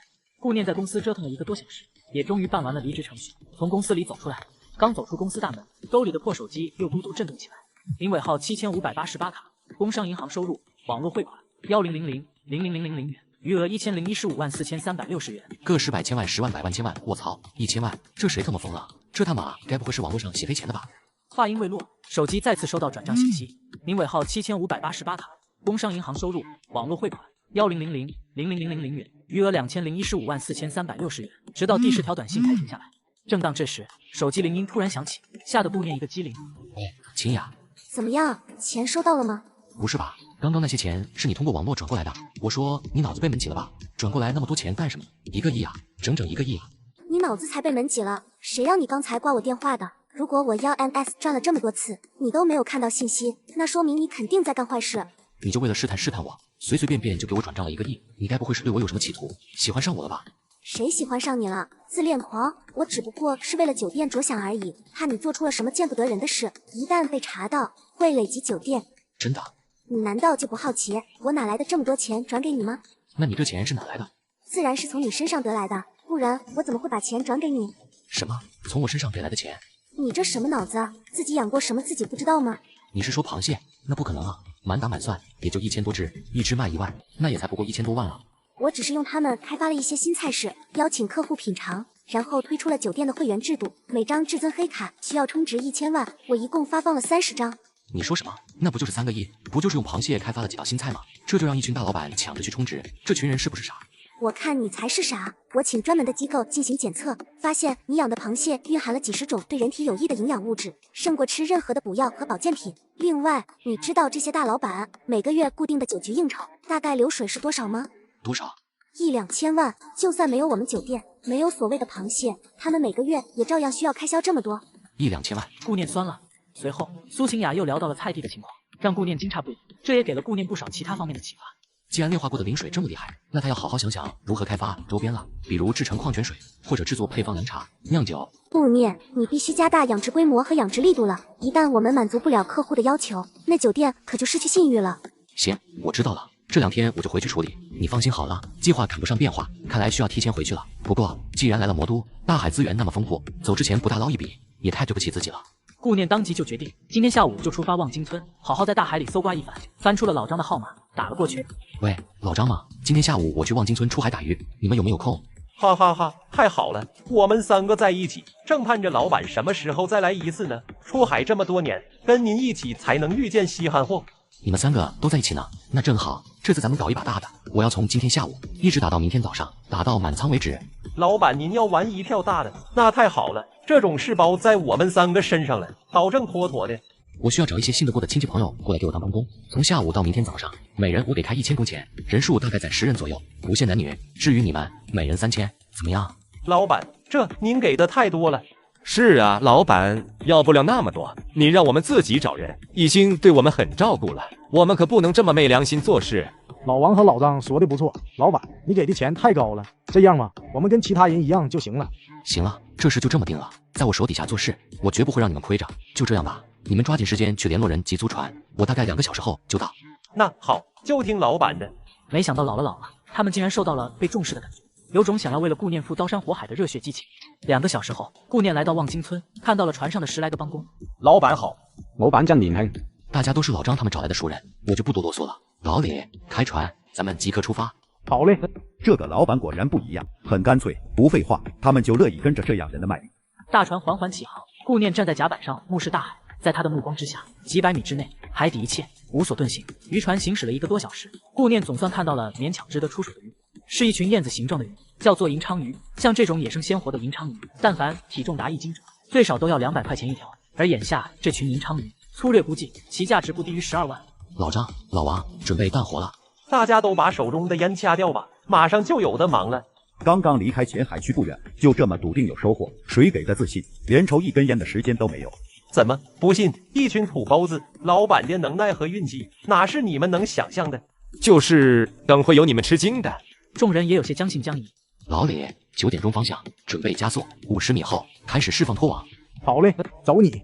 老李兴奋的哈哈大笑，渔船轰鸣一声，速度陡然提了起来，眼看50米距离快速跨越。可以了，放拖网，加速。拖网一箭发射，形成一个巨大的葫芦形网兜，所过之处，鱼虾蟹贝全都离地一样拖进了网里。500-600条银鲳鱼全部一网成擒。可以了，老张、老王准备起网。什么？刚下网就要起网？不多拖行一碗，這特麼事揾你？拖網顧名思義，就是用來在海底拖行捕撈的，所以拖行的距離越遠，才會收穫越大。顾念这一网才刚下去，拖行距离连100米都没有，就要起网，这简直属于胡闹嘛！要知道，拖网每下一次都是需要人力物力的，而且拖网本身也会产生一些破损，这样操作的话，到了后面就无法进行有效捕捞了。老张，拖网最起码的常识，老板不懂，难道你们2个老手還不懂嗎？咱們拿着老闆的錢，可是要憑良心做事的。可以看得出來，這些人的品行還是很過關的，這一點顧念很滿意。大家稍安勿躁，第一網而已，試試也不打緊。卧槽，拖网的计重器在快速增加。什么？老李，你确定吗？废话，我眼睛一直盯着计重器呢，而且现在拖网的重量已经达到500公斤了。爆网了，第一网能有500公斤的渔获，绝对能称得上爆网了。果然，老板的运气还是那么的逆天，哈哈哈。新来的那些帮工则是面面相觑，有些懵逼。这才第一网，而且是随随便便的一网，甚至可以说跟撒了一网差不多，连拖都没拖，就这就有收获了，还超过了500多公斤。一群新来的帮工有些懵逼，你看看我，我看看你，会不会是拖网拖住了珊瑚礁，在水中的阻力太大了？也有可能是拖到了海草群，所以計重器重量才會增加。有可能，这种情况以前出海也经常发生的。很显然，众人都不认为随随便便的一网，连拖都没拖就能拉上来大量的渔获，除非是一群傻鱼自己往拖网里钻。700，已经接近700公斤的重量了，而且浮动越来越大，这说明鱼群不小啊！老李这声音太有感染力了，我搞得我都兴奋起来了。是呀，就是不知道这拖网里拖的是什么鱼种，可千万别是什么不值钱的杂鱼啊！老王紧张地吞了吞口水，然后对一群新帮工道：“你们还都愣着干嘛？麻利准备一下，拖网马上就要出水了。”好的好的。众人尽管不大相信，但还是很配合。下一刻，拖网出水，只见那巨大的网兜之内，一条条燕子状的银色扁鱼，宛如穿织带一样，紧紧地交织在一起，在太阳下银光闪闪。我去，这是银鲳鱼，满满的一大网银鲳魚。我没有眼花吧？当拖网吊起来那一刻，一群新来的帮工傻眼了，他们如何也没想到，随便放一网，真的就这样爆了。第一网真的爆網了，而且還是銀鲳魚這種昂貴的魚種。難道老闆真的是靠運氣？可這樣的話，這運氣也未免太強了吧？一群幫工不可思議地看向顧念，一群二貨，傻眼了吧？早就和你們說了，老闆的運氣逆天，你們居然還不相信，現在服了吧？老李，快看一下計重器有多少斤？剛才在水中達到了最高720公斤，現在還剩下660多公斤。那豈不是說，這一網的價值起碼要20萬左右了？這也太猛了吧！開門紅啊！新來的一群幫工看向顧念的目光都變了。還愣什麼？開網啊！準備揀貨！剛才一個個不是都不信嗎？現在怎麼樣？被打臉了吧？600多公斤，我讓你們也體驗一下手酸的感覺。當滿滿一大網兜銀鲳魚傾倒在船上時，瞬間堆成了一個小山，一條條銀光閃閃的銀鲳魚拼命的掙扎。大家趕緊動手，快，別讓這群家伙悶死了！一群人興奮地一擁而上，動作嫻熟無比。短短一會，每個人都挑揀了一大筐，而且他們手頭極準，往往拿起一條魚，稍微一掂量就能知道大概重量，分隔得妥妥當當。就在這時，老張突然大叫一聲：“卧槽！大家快看，這條銀鲳魚接近3斤重了，不會是這群銀鲳魚的魚王吧？”什麼3斤的銀鲳魚？只見老張手裡拿着一條銀鲳魚，足足有臉盆那麼大。我去，還真的，這絕對是稀罕貨，價格絕對翻番。3斤的銀鲳魚魚王，起碼400塊錢一斤嘢，就這一條，價值絕對不低於1200啊！銀鲳魚王，顧念也不由微微眼睛一亮，老媽可是銀鲳魚的忠實試粉啊！3斤的魚王，估計老媽這大半輩子見都沒見過吧？而且還是活蹦亂跳的那種，想必帶回去給老媽，老媽一定高興壞了。一條3斤的銀鲳魚王而已，能換老媽一笑，也值了。老張，這條銀鲳魚王單獨拿出來，明天我要拿回去給我老媽嘗嘗。啊！老張微微一愣，這麼珍貴的魚就這麼拿回去吃掉，這也太可惜了吧！而且這可是魚王啊，很有噱頭的，有錢人都願意競價購買呢。老张，你脑子里进水了？这就是一条鱼而已，再珍贵有老板的孝心珍贵。再说了，以老板的身价，缺这个渔网的钱。就是你是不是傻？在一阵嘲笑声中落荒而逃，把渔网单独放到了一个水箱里。好了，你们抓紧清理一下，清理好咱们接着放下一网。好了，你们抓紧清理一下，清理好咱们接着放下一网。随后，渔船接着出发了。有了第一网的见证，一群新来的帮工已经对顾念抱满了期待。老板，前面不远处有一座小岛，我们要不要去附近转转？老李见顾念一直没有下网的兴趣，不由大声说出来一个提议。小岛。顾念微微一愣，果然看见一个规模不小的小岛。顾念也来了兴致。行，咱们就到小岛附近看看。好嘞。老李立即加大马力往小岛开去。不知道这里有没有鹅颈汤湖，最爱生长在海岛的岩石凤梨，最普通的也要9000多一斤，绝对是不容错过的顶级食材。可就在顾念打算让老李靠近一些，想要登岛之时，却陡然看到一个让他都目瞪口呆的大场面。我操，这！只见在小岛周边的海里，一片片红蓝交加的大花朵，围绕着小岛铺了一排又一排，数量多的简直让人难以置信，是交错成群的红花蟹和蓝花蟹，数量之多根本无法计算。为什么这么多的螃蟹都聚集在小岛附近？难道这里有什么在吸引着他们，还是说这是他们选择的产卵地？顾念现在需要考虑的是拖网能不能把他们一网打尽，就算能一网打尽，又能不能安全的拖得上来？老李，咱们这船上的拖网质量怎么样？结实吗？能承重多少？拖网质量，咱们这艘打渔船属于中型吨位的打渔船，拖网的质量极为可靠，想来拖个1、2吨的重量还是可以。能拖1、2吨？那咱们就围绕小岛附近拖一圈，这小岛周围肯定有不少大货。围绕小岛周围拖网，这万一要是遇到暗礁，巨石怎么办？怕什么？人家游艇都停到小岛边上了，能有什么暗礁？就算有巨石也不怕。以老板的运气，说不定轻易就躲过去了。好不容易等到顾念有下网的兴致，老张哪里还考虑这么多？就连新来的一群帮工也都跃跃欲试。拖吧，不要紧，大不了速度慢一点。好，既然老板都这样说了，他没有什么好犹豫的，而且等了这么久，他也很想试试。准备下网，从左前方11点钟方向进行，围绕小岛周边进行拖扫。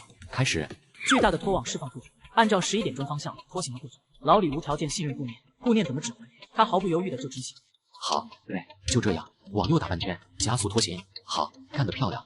短短几分钟，老李全神贯注。等他回过神来，眼光一扫计重器，顿时猛地一动。卧槽，大货！计重显示器动得好快，直接蹦到1000多公斤了。老李，加速，早点干他一拳，捞上来看看都是什么货色。没错，老板这运气真不是盖的。我现在真恨不得跳到海里，看看拖网里又拖出了什么样的惊天大货。老李，加大马力绕一圈，差不多能收网了。好的。好了，天，老李，准备收网。终于要收网了。这么多年来，这是他第一次捕获这么惊人的渔获。新来的10几个帮工，这一次不用任何人吩咐，已经撸好了袖子裤腿，随时准备大干一场。一个划着救生筏的美女突然出现。大家好，我想请问一下，这是谁的船？我能登上去吗？我在小岛那边发生了一些事情，现在独自一个人。船下边来了一个女孩子，好像还在拍摄着视频。是个主播吧？一个人坐着救生筏就敢在大海上漂，胆子也太大了吧？你聋了？没听见人家说在岛上出了点事情？赶紧问问老板，要不要让他上来？此时海面突然泛起涟漪，拖网已经蒙在水下，看到了一些异象。大家注意一下，拖网马上要出水了。拖網要出水了，多嚟，你快往旁邊挪開一點，下面的拖網馬上就要釣上來了。趕緊挪遠一點，不然拖網出水會影響到你的。哦，好的，宝寶們，快看，你們有眼福了，正好趕上他們拖網出水，不知道能捕撈到什麼海貨。主播別高興得太早，我就是魔都沿海地區的，出海趕海可不是那麼容易就碰到收穫的。樓上說的不錯，出海1天，好的時候能裹得住吃喝，不好的時候連個油費都裹不住。要出水了。接着就聽哗啦一聲，一道巨大黑影躍出水面，堵在下方的丁文靜還沒反應過來，就聽船上傳來了瘋狂的叫喊聲。全都螃蟹，還是大名鼎鼎的花蟹！我的天，紅花蟹、藍花蟹都有！快，老王，你來掐我一下，看看我是不是在做夢？這麼多螃蟹，我他媽做夢都不敢這麼做啊！這一拖網拖蟹，絕對是有史以來我所知道最驚人的收穫了。就算是那些大型遠洋捕魚船，在深海捕魚，也無法一次性打撈到這麼巨大的數量。老李，趕緊看一下計重器上的重量，還有1086公斤。頓時，船上的所有幫工全都沸騰了。卧槽，1086公斤，那豈不是1噸還多？牛批，太牛批了！而且基本上全都是清一色的螃蟹。老板這一網比別人1年的收穫都多了，太不可思議了。這種品相，再加上這麼大的數量，怕是1隻500都要有無數人來爭搶。這裡一共是1086公斤，也就是2172斤。每只螃蟹按1斤算，那就是2172只螃蟹。那2172只螃蟹是多少錢？是1086000塊錢。直播間裡此刻也亂套，臥槽2個字幾乎刷爆了屏幕。我要是没看错，这得有几千只螃蟹吧？谁开的船？运气这么猛？主播咋不上船啊？我们想近距离观看一下大螃蟹。主播快点上船，给你打赏啊！宝宝们别急，我这就询问一下谁是老板。各位师傅，你们的船老板呢？我想登上你们的船，近距离看看可以吗？姑娘等一下，我们老板来了。你一个女孩子怎么独自跑到海面来了？赶紧放绳子把她拉上来，下面太危险了。你好，你就是船老板吗？真是太感谢你了。你好，我叫顾念。丁文静。就在这时，拖网被打开，一只螃蟹就跟下饺子一样，噼里啪啦滚落的到处都是。摄像头对准过来的一瞬间，直播间顿时沸腾一片。主播呢？赶紧问问船老板，他卖不卖？给我订个10来只。我也要，看着太新鲜了，在我们这边想吃都吃不到。对，不包邮也没关系，我们自己出邮费。好的，宝宝们稍等，我帮你们问一下。顾念听了之后，不加考虑的摇头道：“不卖，太麻烦了。”要不这样，你把螃蟹卖给我的粉丝们，然后由我统一给粉丝们邮寄，这样行吧？也就耽误你点时间。老板，你就行好，通融一下好吧？行吧，到时候你统计一下数量，我给你们直播间留一点。谢谢老板，不，谢谢你顾念。怎么了？数量统计出来了？也统计出来了。是不是你的粉丝给你开玩笑逗你玩呢？有人买吗？要多少？也全要了。嗨，你说什么？全要了？你确定吗？2000多只螃蟹，你全要了？你以为我想要啊？这都是粉丝们私信我要的，你这一传压根就不够。2000只螃蟹都不够，这得有多少人买？你这带货能力也太厉害了吧！早知道之前就不替粉丝问了，我这算不算凭实力坑自己？2000多只螃蟹啊，我要分几百次才能寄出去，累死算了。我觉得挺好，你的粉丝对你都是真爱，哈哈哈。眨眼之间，几个嘉年华炸屏直播间，给顾哥3个字，瞬间被粉丝们刷屏。好啊，你们一个个对主播说是真爱，却为了顾念疯狂打 call， 竟然还要 MS 送出嘉年华，你们就是这么爱主播的吗？顾念，我可不可以加一下你的微信？你下次再出海捕鱼，告诉一下我，我还来你船上直播行吗？行，你扫我吧。老板，你总算过来了，刚才只顾着激动了，忘记说一件事了。什么事？说说看。嗨，那个，咱们人手不够，2000多只螃蟹，咱们这10几个弟兄，就算一刻不停，到天黑估计也绑不完呐。本想低调一点，去打捞出金条，每人先给200奖金，尽可能的绑，实在绑不完我再来想办法。这才刚开始就给奖金，是不是太早了点？我怕太早给奖金，影响他们后面的积极性。就按我说的来，只要大家干活卖力，我都会适当拿出一点奖金的，影响积极性不存在的。老板霸气。老板娘，大 boss 出现在直播间里了。他怎么会在别人直播间里？这是在海上，那群螃蟹都是顾念网的。刚才就已经有人给主播刷礼物，索要老板的联系方式了，打算全部拿下这批螃蟹呢。我现在立马给他打电话。无论如何，这批螃蟹不能卖出去。可是话音刚刚落下，还不等他拿出手机，直播间突然再次变得热闹非凡。丁，如家酒店送出10个嘉年华。大家看名字，如家酒店，这不是魔都有名的星级酒店吗？这他妈怕不是又来买螃蟹的吧？主播说话，麻烦你看一下私信，把船老大的联系方式发给我。如家酒店发话了，果然是冲着顾念捕获的螃蟹来的。顾念只想安安静静的打鱼，不想把自己的联系方式给一些乱七八糟的人。我这手机在大海上没有信号。话音刚落，一首大风吹的手机铃音突然响起，直播间替人尴尬的毛病又犯。好在顾念也是脸比城墙厚，老神在在道。这破手机怎么突然又有信号了？苏清雅，中午不是刚通过电话吗？怎么这回又打来了？清雅，怎么了？是发生什么事了吗？那批螃蟹不能卖。我说呢，怎么突然打电话过来，问一些莫名其妙的话？不过你们电话打晚了，螃蟹我已经订出去了。我们自己的酒店也需要啊，你就不能留下一半？实在不行，留个几百只也行啊。有了你这一批螃蟹，酒店就能弥补海水蟹这个短板，大大提高客户的满意度，积攒口碑。而且酒店也需要多元化，这样才能更加的长远啊。他就是想着离开之前狠狠捞一笔罢了。不过答应卖出去的螃蟹，这一点是没法变的，那就只能重新再抓了。你放心吧，螃蟹我会再抓的，而且保证质量不比这一批差，数量也绝对让你满意，行了吧？你确定？这可是在大海，不是在望江河。对我来说，只要是在水中，无论是大海还是江河，都没什么两样。那行吧，那我等你的好消息。挂断电话，微微思考后，看向了正在直播中的丁文静，喊了一声：“丁文静。”怎么了？我能跟你的粉丝们说几句吗？可以啊，这有什么不可以的？而且直播间里一直有人催我要你的联系方式呢，正好你自己跟他们说一下。直播间的粉丝们一听到顾念要和他们说话，一个个早就搬好了小板凳。欢迎顾哥！哇，顾哥好帅！小板凳已摆好，坐等顾哥发话。瞧见这一个个乖巧模样，丁文静那叫一个气啊！真想问一句，你们到底是谁的粉丝？还有没有天理了？我手下的帮工就算一刻不停的绑，天黑也绑不完。我的意思，螃蟹不绑了，直接就这样给大家打包发货，咱们节省出时间，趁天不黑再去捞鸡网。我会在价格上做出一些补偿，大家觉得怎么样？今天还能再去捞鸡网吗？那太好了。我们之前就没能看到顾哥下网，这次一定要亲眼目睹一下。顾哥，快让你的人停下吧，赶紧出发赶海，已经下午4点了，7点天就要黑了。既然大家都赞同我的提议，那咱们就开整。老李准备开船。另外告诉大家一个好消息，螃蟹不绑了，直接装网放舱里，咱们继续赶海。螃蟹不用绑了，要继续赶海。对，不用绑了，而且之前我所说的奖金依然作数。老板买船吧，咱们给你当员工。哈哈，买船的事先不急，咱们先出发。顾念长笑了一声，对买船这件事微微一动，记在了心里。随着缓缓离开小岛，渔船也进入了深水区。老板，你看咱们往哪边方向开？男左女右，就往左吧。好嘞，那就往左。把拖网也放出来，先拖出来溜2圈。这一次，顾念打算先随便扔一网，一无所获后，再来个第2网惊天大爆。这样的话，就会给人制造出只是运气的假象，就不会引起怀疑和觊觎了。耶，这情况不对呀，咋拖了这么远的距离？拖网的计重显示器还是没多大反应。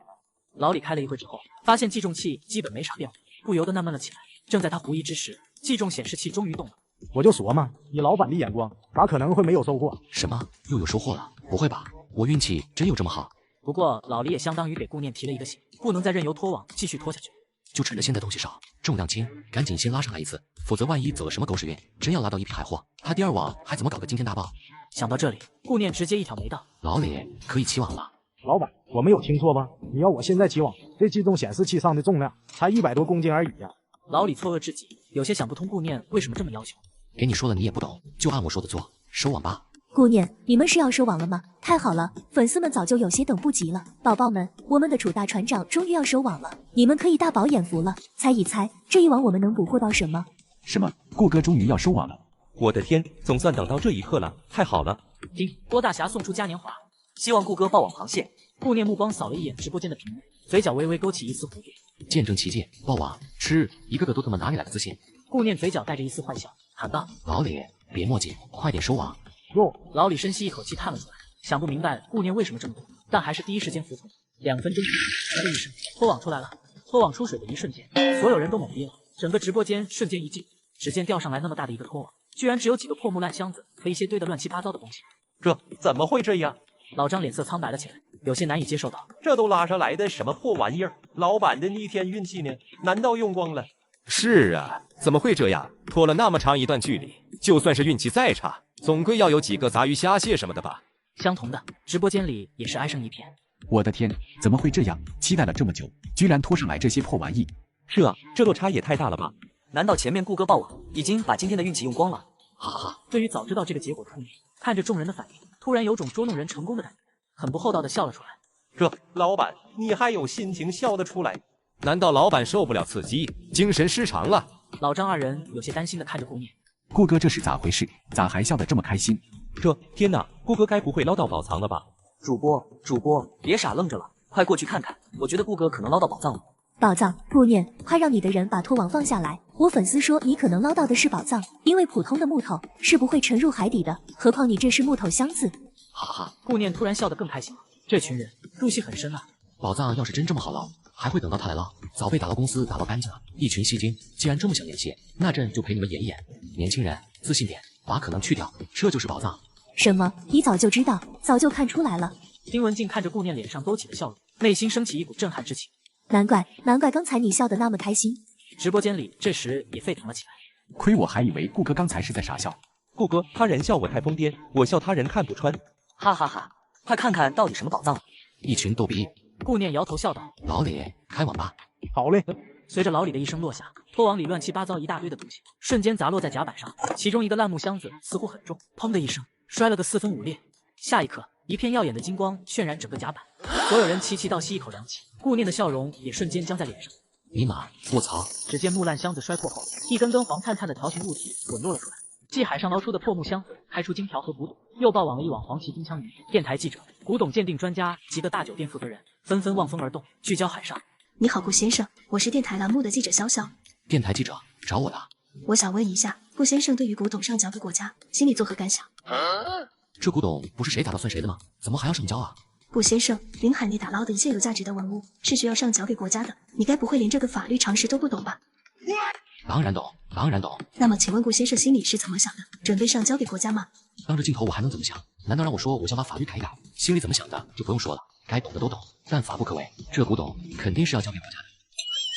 那既然是要上交给国家，是否方便把古董都呈现一下？可以，跟我来吧。箱子很破，但是看上去很自然，没有动过的痕迹。很快，箱子被打开，6个粉彩颜色的瓷器瓶出现在眼前。是6个花瓶一样的瓷器，能拿出来看看吗？可以，不对，这是6个连在一起的瓶。就在这时，老张的声音突然响了起来，打断了采访。老板，有人来找你，说是古董鉴定专家。鉴定专家长眼一看，顿时激动无比。卧槽，6连瓶，还是茶叶末釉的工艺烧造。钱多多当场估价，这件6连瓶茶叶末保存完整，品相顶级，最少价值5000万。5000万！一旁的潇潇完全被震惊到了，倒是顾念很镇定，有条不紊地把其他箱子打开，最后所有古董加在一起进行估算，价值刚好在1个亿左右。顾哥，这些古董反正是免费上交，不如趁着咱们还有时间，你把那6连瓶倒腾给我怎么样？顾哥，你这挤眉弄眼的什么意思？你倒是给个准话，你是想急死我啊？这个二货顶着个大脑袋里面都是脂肪吗？来，我给你介绍一下，这位大美女是电台栏目地记者潇潇。啥？记者？刚才只顾着鉴宝，下意识忽略旁边还有个大活人。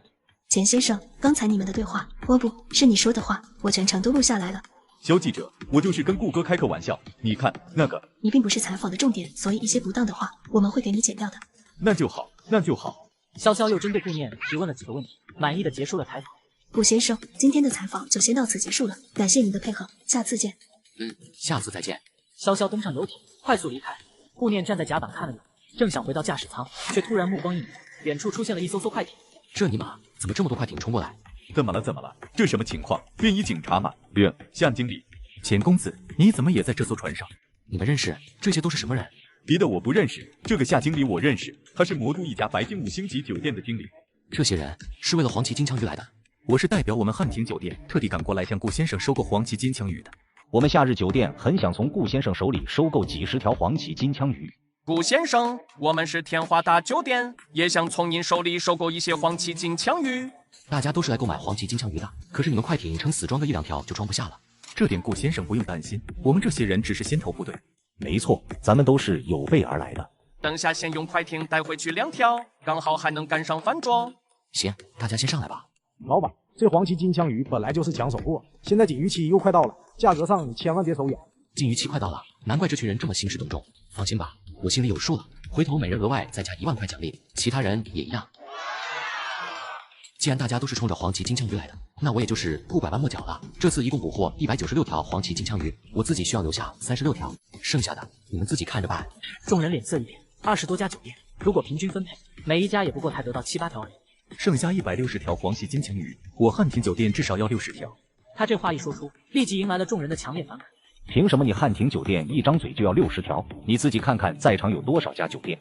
没错，一共还剩下160条黄旗金枪鱼，你一口气就要60条，别人都喝西北风去啊！我是蓬莱酒店的总经理，酒店的一切我说了算。这次亲自来到海上，黄旗金枪鱼我至少要30条。笑话，我们能代表酒店来这里，哪个不是可以自己做主的？那咱们就各凭本事好了。这黄旗金枪鱼达到100公斤的，我出50万一条；超过100公斤的，超出的部分在原来每公斤价格的基础上，我多加3成。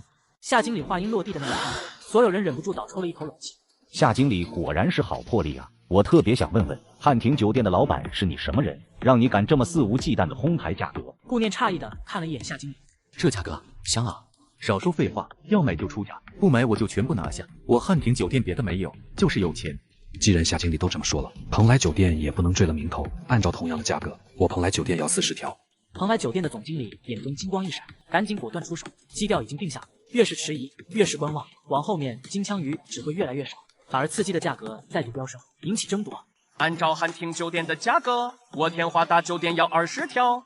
老张，你们赶紧把鱼分好，挑最大的给我留下36条，其他的都打上记号。汉庭60条，蓬莱40条，天华20条。顾念有条不紊的吩咐好。各位，给你们提个醒，160条黄旗金枪鱼，现在已经消化了120条，还剩40条。还剩40条，这怎么够分啊？不够分的情况下，黄旗金枪鱼的价格再度飙升。还剩40条了，我月华酒店在汉庭酒店的基础上，每条鱼加价1000，50万零1000。我夏日酒店加价2000，50万零2000，不拼了，50万零5000。我凯伦大酒店出价51万，只要10条，只要10条行吗？各位，求放过。滚一边拉去！我放过你，谁放过我啊？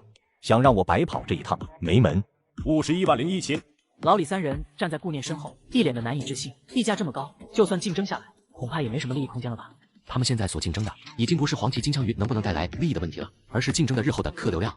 最终，40条黄鳍金枪鱼在惨烈的竞争下，被另外8家酒店各自瓜分了5条。这其中最大的赢家，莫过于汉庭酒店了。夏经理一手釜底抽薪，确实玩得贼溜。几个经理临走之前，直接给顾念进行了网络转账。这160条黄鳍金枪鱼足到涨1个亿。很快，打鱼船上的人都陆续走，价值千亿的古董却1毛不值的被摔碎。结束了海上之行，顾念带着古董入住了酒店。你好，请问是顾念顾先生吗？我是，你哪位？我是文物管理局的赵倩。你在出海期间打捞的古董文物，按照法律，这些文物是要呈交给国家的。你现在在什么地方？文物管理局，没想到政府部门的动作这么快。我现在在市中心的兰博酒店住宿。好的，我们的工作人员和鉴定师稍后会过去。另外，请顾先生做好个人防护，进出酒店戴上口罩，避免被居心不良的人认出来。啊，好吧。是这样，我们房间全都是味儿，正好你住在我们对门，我们换一下房间吧。关我什么事？跟我换房间，我不怕乱。偏偏老太太还很理直气壮说道：“年轻人，现在社会都在提倡尊老爱幼，我看你也是个面善的人，才搭理你的，你可别不知好歹，到时候要是传到网上，不怕人家戳你脊梁骨啊！”合着我面善就应该被人无理要求，我的脊梁骨很硬，谁戳都不怕。说完，顾念打算关门，偏偏老太太一只脚堵住房门，不由分说就往房间挤。顾念怕伤着对方，只能后退一步。我这房间里有很多私人物品，如果你再这样，我呼叫前台了。顾念不知道的是，有好几个隐秘的摄像头正对准着他们，而网络上至少有几十万乃至上百万人正在看着这场直播。网友们已经忍不住评论了起来。还得是这位老奶奶、老前辈，一开口就能气死半条命。只可惜这男的戴着口罩，看不到表情，真想让节目组的人跑过去给他摘了，看看他究竟是什么表情。而此刻，作为节目组的工具人，老太太和青年也在卖力的扮演。你快看，这房间布置的比咱们房间好多了，这酒店是在搞区别对待吗？青年一进房间，到处翻东翻西，大肆搞破坏。阿姨，请你们赶紧出去，否则前台不来，我就报警了。你赶紧给前台打电话吧，这屋子里的采光也比我们那一间好，我们就和你换电吧。顾念转头看了一眼青年，发现青年把自己的汉8刀玉蝉抓在了手里，顿时面色一紧，拿了过来。这屋里的东西很贵重，别再乱摸乱碰了。你们要再这么胡搅蛮缠下去，我真打电话报警了。老太太有节目组撑腰，才不怕顾念的威胁。网友通过老太太身上的隐秘摄像头，看清了房间里的情况。奇怪，这酒店的客房怎么还摆着这么多瓷器玉雕摆件？那个瓷器好古怪啊，竟然是5、6个瓶子连成一体的，还是第一次见到这样的造型。网友们议论纷纷，节目组的导演把网友的话尽收眼底，嘴角轻轻一勾，尽是轻蔑之意。不过是一些稀奇古怪瓷器玉雕罢了，又能值几个钱？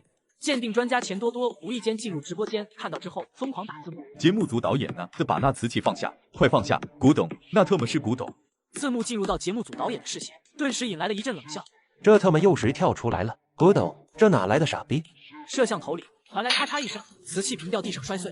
尼玛，千万级别的古董就特么这样给碎了？这可是古董啊，价值千万呢！而且这古董可是要上缴给国家的啊！价值千万，上交国家。老太太一听这几个关键词，顿时有些慌了。谁会把价值千万的古董随意放在酒店的客房里？你只管做你该做的，其他不用管，除了是由节目组担着。不就是不小心摔坏了一个破瓷杯吗？又不是故意的，你嚷什么嚷？继续，不要停。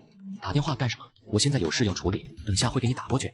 钱多多顿时就急了，连忙大声道：“别挂，顾哥，你现在可是被直播，这个节目会以各种各样的方式来对你进行道德绑架，触碰你的底线，然后看你如何处理。”听说节目组都很有钱，什么意思？而顾念挂完电话后，淡定无比的坐了下来，手里还拿出了一个小本本，在那里认真的记录。同一时间，6连屏咔嚓一声摔到了地上，顷刻间，价值几千万的古董就成了一堆残片。看着这一幕的钱多多一脸猩红，节目组看着顾念写画画，觉得男人手里写的东西，搞不好会是直播间里的一大卖点。王阿姨，你装着走过去看看，把摄像头对着他写的本子，我们看看他到底写的什么。老太太点了点头，装作若无其事走过去，很快转到了顾念身后，衣服下隐藏的隐秘探头对准了顾念手中的小本本，仅仅是一刹那，所有人的目光就被吸引住了。只见在镜头下，小本子上清清楚楚写着：私人物品侵坏清单1，索赔偿：1、毁坏大清乾隆年制茶叶末1点，索赔1500万起；2、毁坏大清乾隆年制6连瓶茶叶末1点，索赔至少5000万；3、毁坏汉代古籍一卷，索赔至少500万；毁坏明朝玉斑体一件，索赔至少50万。这一定是假的，肯定是想碰瓷。没有人会带着这么多贵重的古董，随意的拿出来摆在酒店的客房内。也是这一刻，顾念摘下了口罩，一瞬间，直播间里的炸开。真的是啊！天哪，我刚才还在猜测会不会是顾哥，没想到顾哥竟然自己摘下了口罩。卧槽，这节目组要完了！节目组导演也愣住，看着网友们热烈的讨论，内心突然升起一股不好的预感。赶紧去查一下昨天的全网热搜，看看网友口中顾哥到底是谁。工作人员查到了昨天的全网热搜，顿时面目呆滞，嘴唇哆嗦。导演，我们摊上事儿了。节目组导演见他这副样子，心里顿时咯噔一声。顾哥全名顾念，因为出海打鱼，捕捞出一批价值过亿的古董，昨天上了全网热搜第1名。也就是说，他小本本上记录的古董都是真的。古董全是真的。导演心脏猛烈一抖，差点没有窒息过去。哈，赶紧制止那青年，千万别让他再继续破坏房间里的任何一件物品。我们节目组马上就过去。价值1000亿的古董碎片，我却因此获得名和利。还没等老太太出声制止，青年又打破了一个和田玉摆像，导演当场就歇斯底里了，拿着麦吼道：“制止他啊！那是古董，你赔得起啊！赶紧收拾东西，带上法物，跟我一起去现场。”弹幕上也热闹了起来。能做这种争议性极大的节目，导演也不是擅长，只是可惜碰上了顾哥。没错，还是顾哥牛逼，啥也不说，坐在那里看你砸，砸完给钱就行。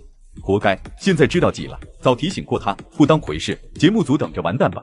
钱多多虽然心疼那些古董，但是这一刻还是感觉很解气。老太太没了刚进屋时的嚣张劲，和青年一起规规矩矩的站着。太慢了，反正最贵的几样都被你们砸了，要不你们接着砸吧。匆匆赶来的导演刚到门外，就听到顾念说的这句话，顿时吓得连忙冲进房间。别砸，我们节目组来了！一脚踩在了古董碎片上，整个人摔趴在了地上，对着顾念行了一个五体投地的大礼。顾念往导演面前一站，朕已经不做皇帝好多年了，平身吧。导演达人的心都有了。顾念拿起小本本在眼前晃了晃，看到这小本本了吗？古董毁坏清单和应索赔偿全都记录得清清楚楚，你照价赔偿就行，也不多，就1个亿。刚刚爬起来的导演一听顾念的话，差点再次瘫倒。1个亿，这尼玛叫不多？想必赖账这种事，节目组是绝不会做的，对不对？当然，你要是不相信，也可以找专门的古董鉴定专家来进行古董鉴定。我有的是时间，可以的。话刚说到这，兜里的手机响了。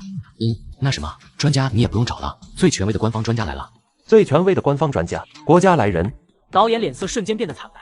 完了，本来打算请一个朋友过来进行打假，没想到国家直接来人。好人啊！顾念看着此刻低眉顺眼的节目组导演，真是越看越顺眼。赵女士，你们到的是吧？好的，我在201房间。这怎么这么多人？什么情况？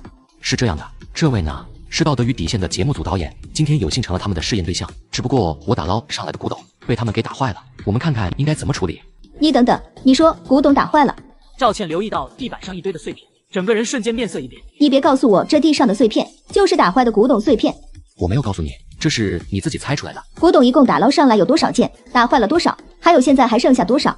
顾念一听，直接把小本本递给了对方。自己看看吧，基本上打坏了全部了。赵倩眼睛一扫，不由愣住了。这竟然毁坏了这么多件古董，到底是谁干的？为什么不出面阻止？知道这是多么宝贵的古董文物吗？顾念无奈地摊了摊手，看了眼节目组导演，问他吧，这究竟怎么回事？你给解释清楚。面对赵倩的强大气场，节目组导演只能一五一十，从头到尾把情况说了一遍。而节目导演眼看着事情已成定局，脑海中闪过一抹极致。赵女士，这些古董不是准备上交给国家的吗？应该不能算是私人的吧？你看这赔偿的事，看来是记吃不记打呀。这位导演，我想请问一下，难道上交国家的古董不是古董啊？是。既然是，那你毁坏了古董，难道不应该进行照价赔偿？赵倩说完，自问自答道：你应该毁坏国家古董文物，法律上的惩罚只是其一，你还应该做出相应的经济赔偿。但现在古董被毁了，相应的赔偿自然应该给到的是顾先生，他应该赔偿你多少？1亿2千万。什么？刚才不还是1亿吗？怎么现在突然变成1亿2千万了？刚才1个亿那是因为可怜你，但是现在我发现你这种人根本不值得可怜，所以那2千万是我的精神损失费。顾念说完，节目组导演当场就懵逼了。你这是敲诈勒索！冯导演反应过来之后，气得指着顾念，浑身直哆嗦。敲诈勒索，听你这意思，你是不想赔偿了？那行，赵女士未经他人同意侵犯别人隐私，是不是可以构成犯罪了？我可不可以告他？可以。你听到了，是想让我去告你，还是赔偿1亿2千万？你自己2选1吧。1亿2千万，这特么就是嘎了他也赔不起啊！就在这时，他的手机响了。老板，顾念微微诧异，没想到堂堂节目组导演竟是在给人打工，身后竟然还有老板。赔偿他这3个字像3颗定心丸一样，让冯文涛放心了下来。我们节目组愿意赔偿1亿2千万就1亿2千万。OK， 这就是我卡号，打款吧。2分钟后收到网络汇款，整整1亿2千万。赵姐，这些古董我上交了，你看国家有没有什么嘉奖？赵倩拿出了一面锦旗，上面还写着“优秀青年，精神楷模”8个字。谢谢赵姐，谢谢国家。从小到大，我还从来没得到过表彰呢，而且这还是国家奖励的。赵倩看着顾念也是无语了。刚刚1亿2千万的赔偿巨款打到你卡里，也没见你开心成这样。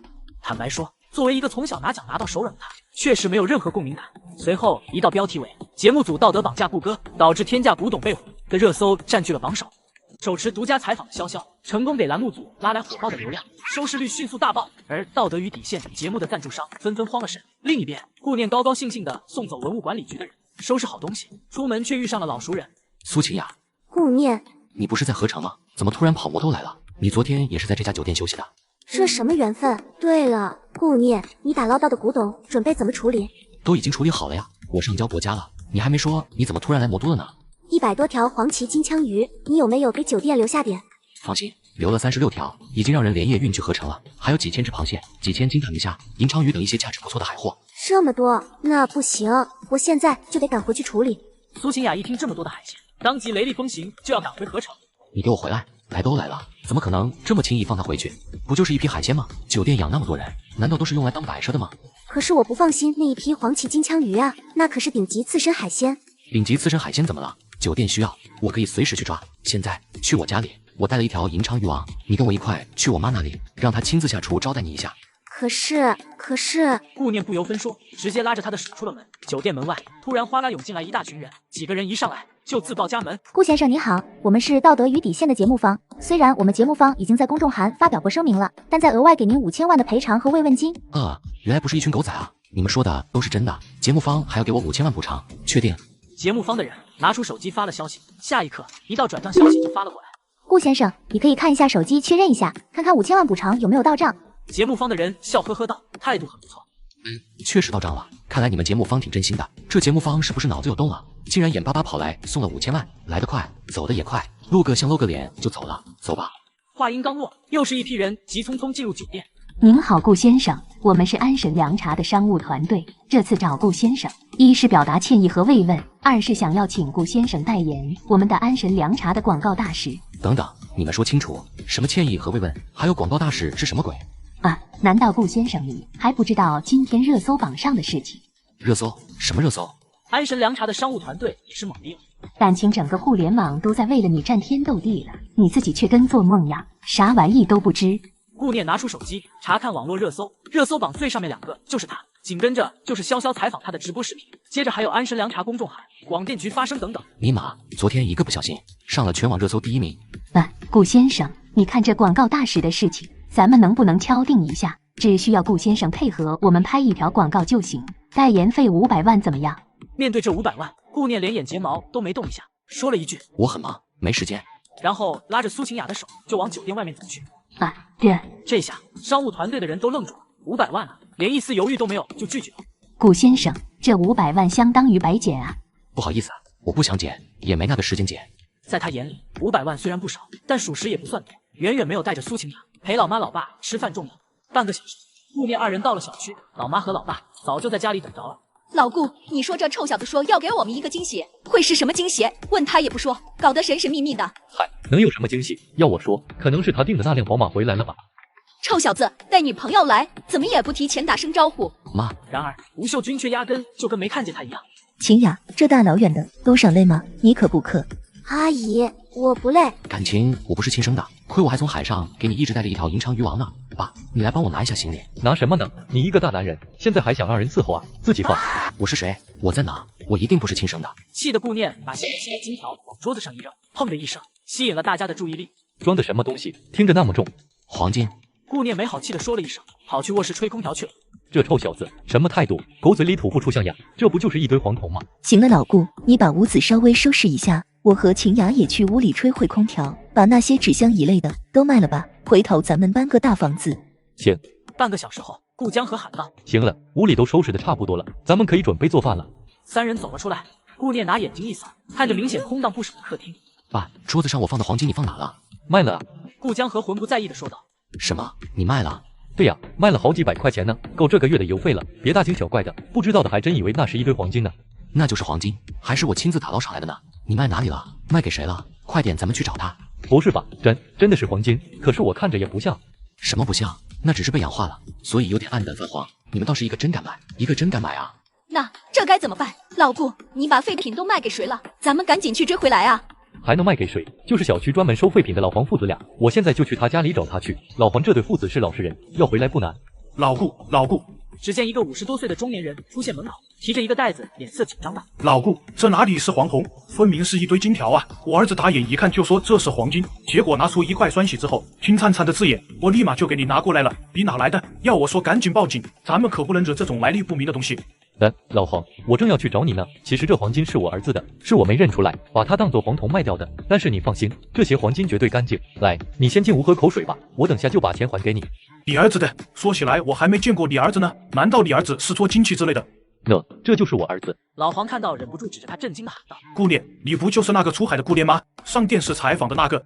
老顾，原来你儿子就是顾烈啊，难怪你会有这么多金条。你儿子今天都上魔都卫视的新闻采访了，你知道吗？你说什么？我儿子上了魔都卫视的新闻采访？这怎么可能？你从哪看的？我怎么没看到？你们该不会压根还不知道自己的儿子已经上新闻了吧？那这么说，你们还不知道他打捞了一批古董，还捕获了一网黄鳍金枪鱼？顾江和夫妇听得有些懵了。顾念，你黄渤说的都是真的？是真的。好你个臭小子，这么大的事你都能憋在心里瞒着我们，长得耐了啊！这么大的事你竟然现在才说，得亏是你黄伯父，要是换个人，这几十斤黄金上哪找去？顾念闻言顿时懵逼了。难道我没说那是黄金？从头到尾眼里只有你们儿媳妇，有我什么事了？老黄，中午别走了，留下来吃饭吧。那不行，你们一家子聚在一起，我跟着瞎搅和什么？不过下次记得你得请我喝酒，你是知道的，我就爱这口。这个世界还是好人多呀。一场乌龙闹剧总算结束，结果皆大欢喜。接下来一家人开始忙碌起做饭来，热热闹闹，有说有笑。顾念看着这一幕，内心某种念头更加坚定了。我要守护这一切。奇瑞逆转博士节，你不觉得这样很爽吗？确实。接上集，第二天，4个人来到了魔都最大的一座商城。顾念，要不你去劝劝，再这么买下去，我怕不等你妈用到，我就先累嘎了。顾念一脸鄙夷的看过去。你当我傻呢？老妈的嘴皮子比兵器都厉害，我可不想自找苦吃。你们两个嘀咕什么呢？说我们的坏话吗？这东西太多了，让顾念拿去车里一趟，免得妨碍你们接着逛。拿什么拿啊？不逛了，这会腿都开始酸疼了。儿子，你去把车子开过来吧。成，我这就去把车子开过来。来到停车场，顾念有些傻眼了。这尼玛谁这么没素质？没地方停车就停在别人的车前面，还算你有点人性，知道留个挪车电话。喂，你是沪 ASB488的车主吧？是。那麻烦请你过来挪个车，你把我车子堵死在车位里了。等着。对方冷冷的甩下一句话，直接挂断电话。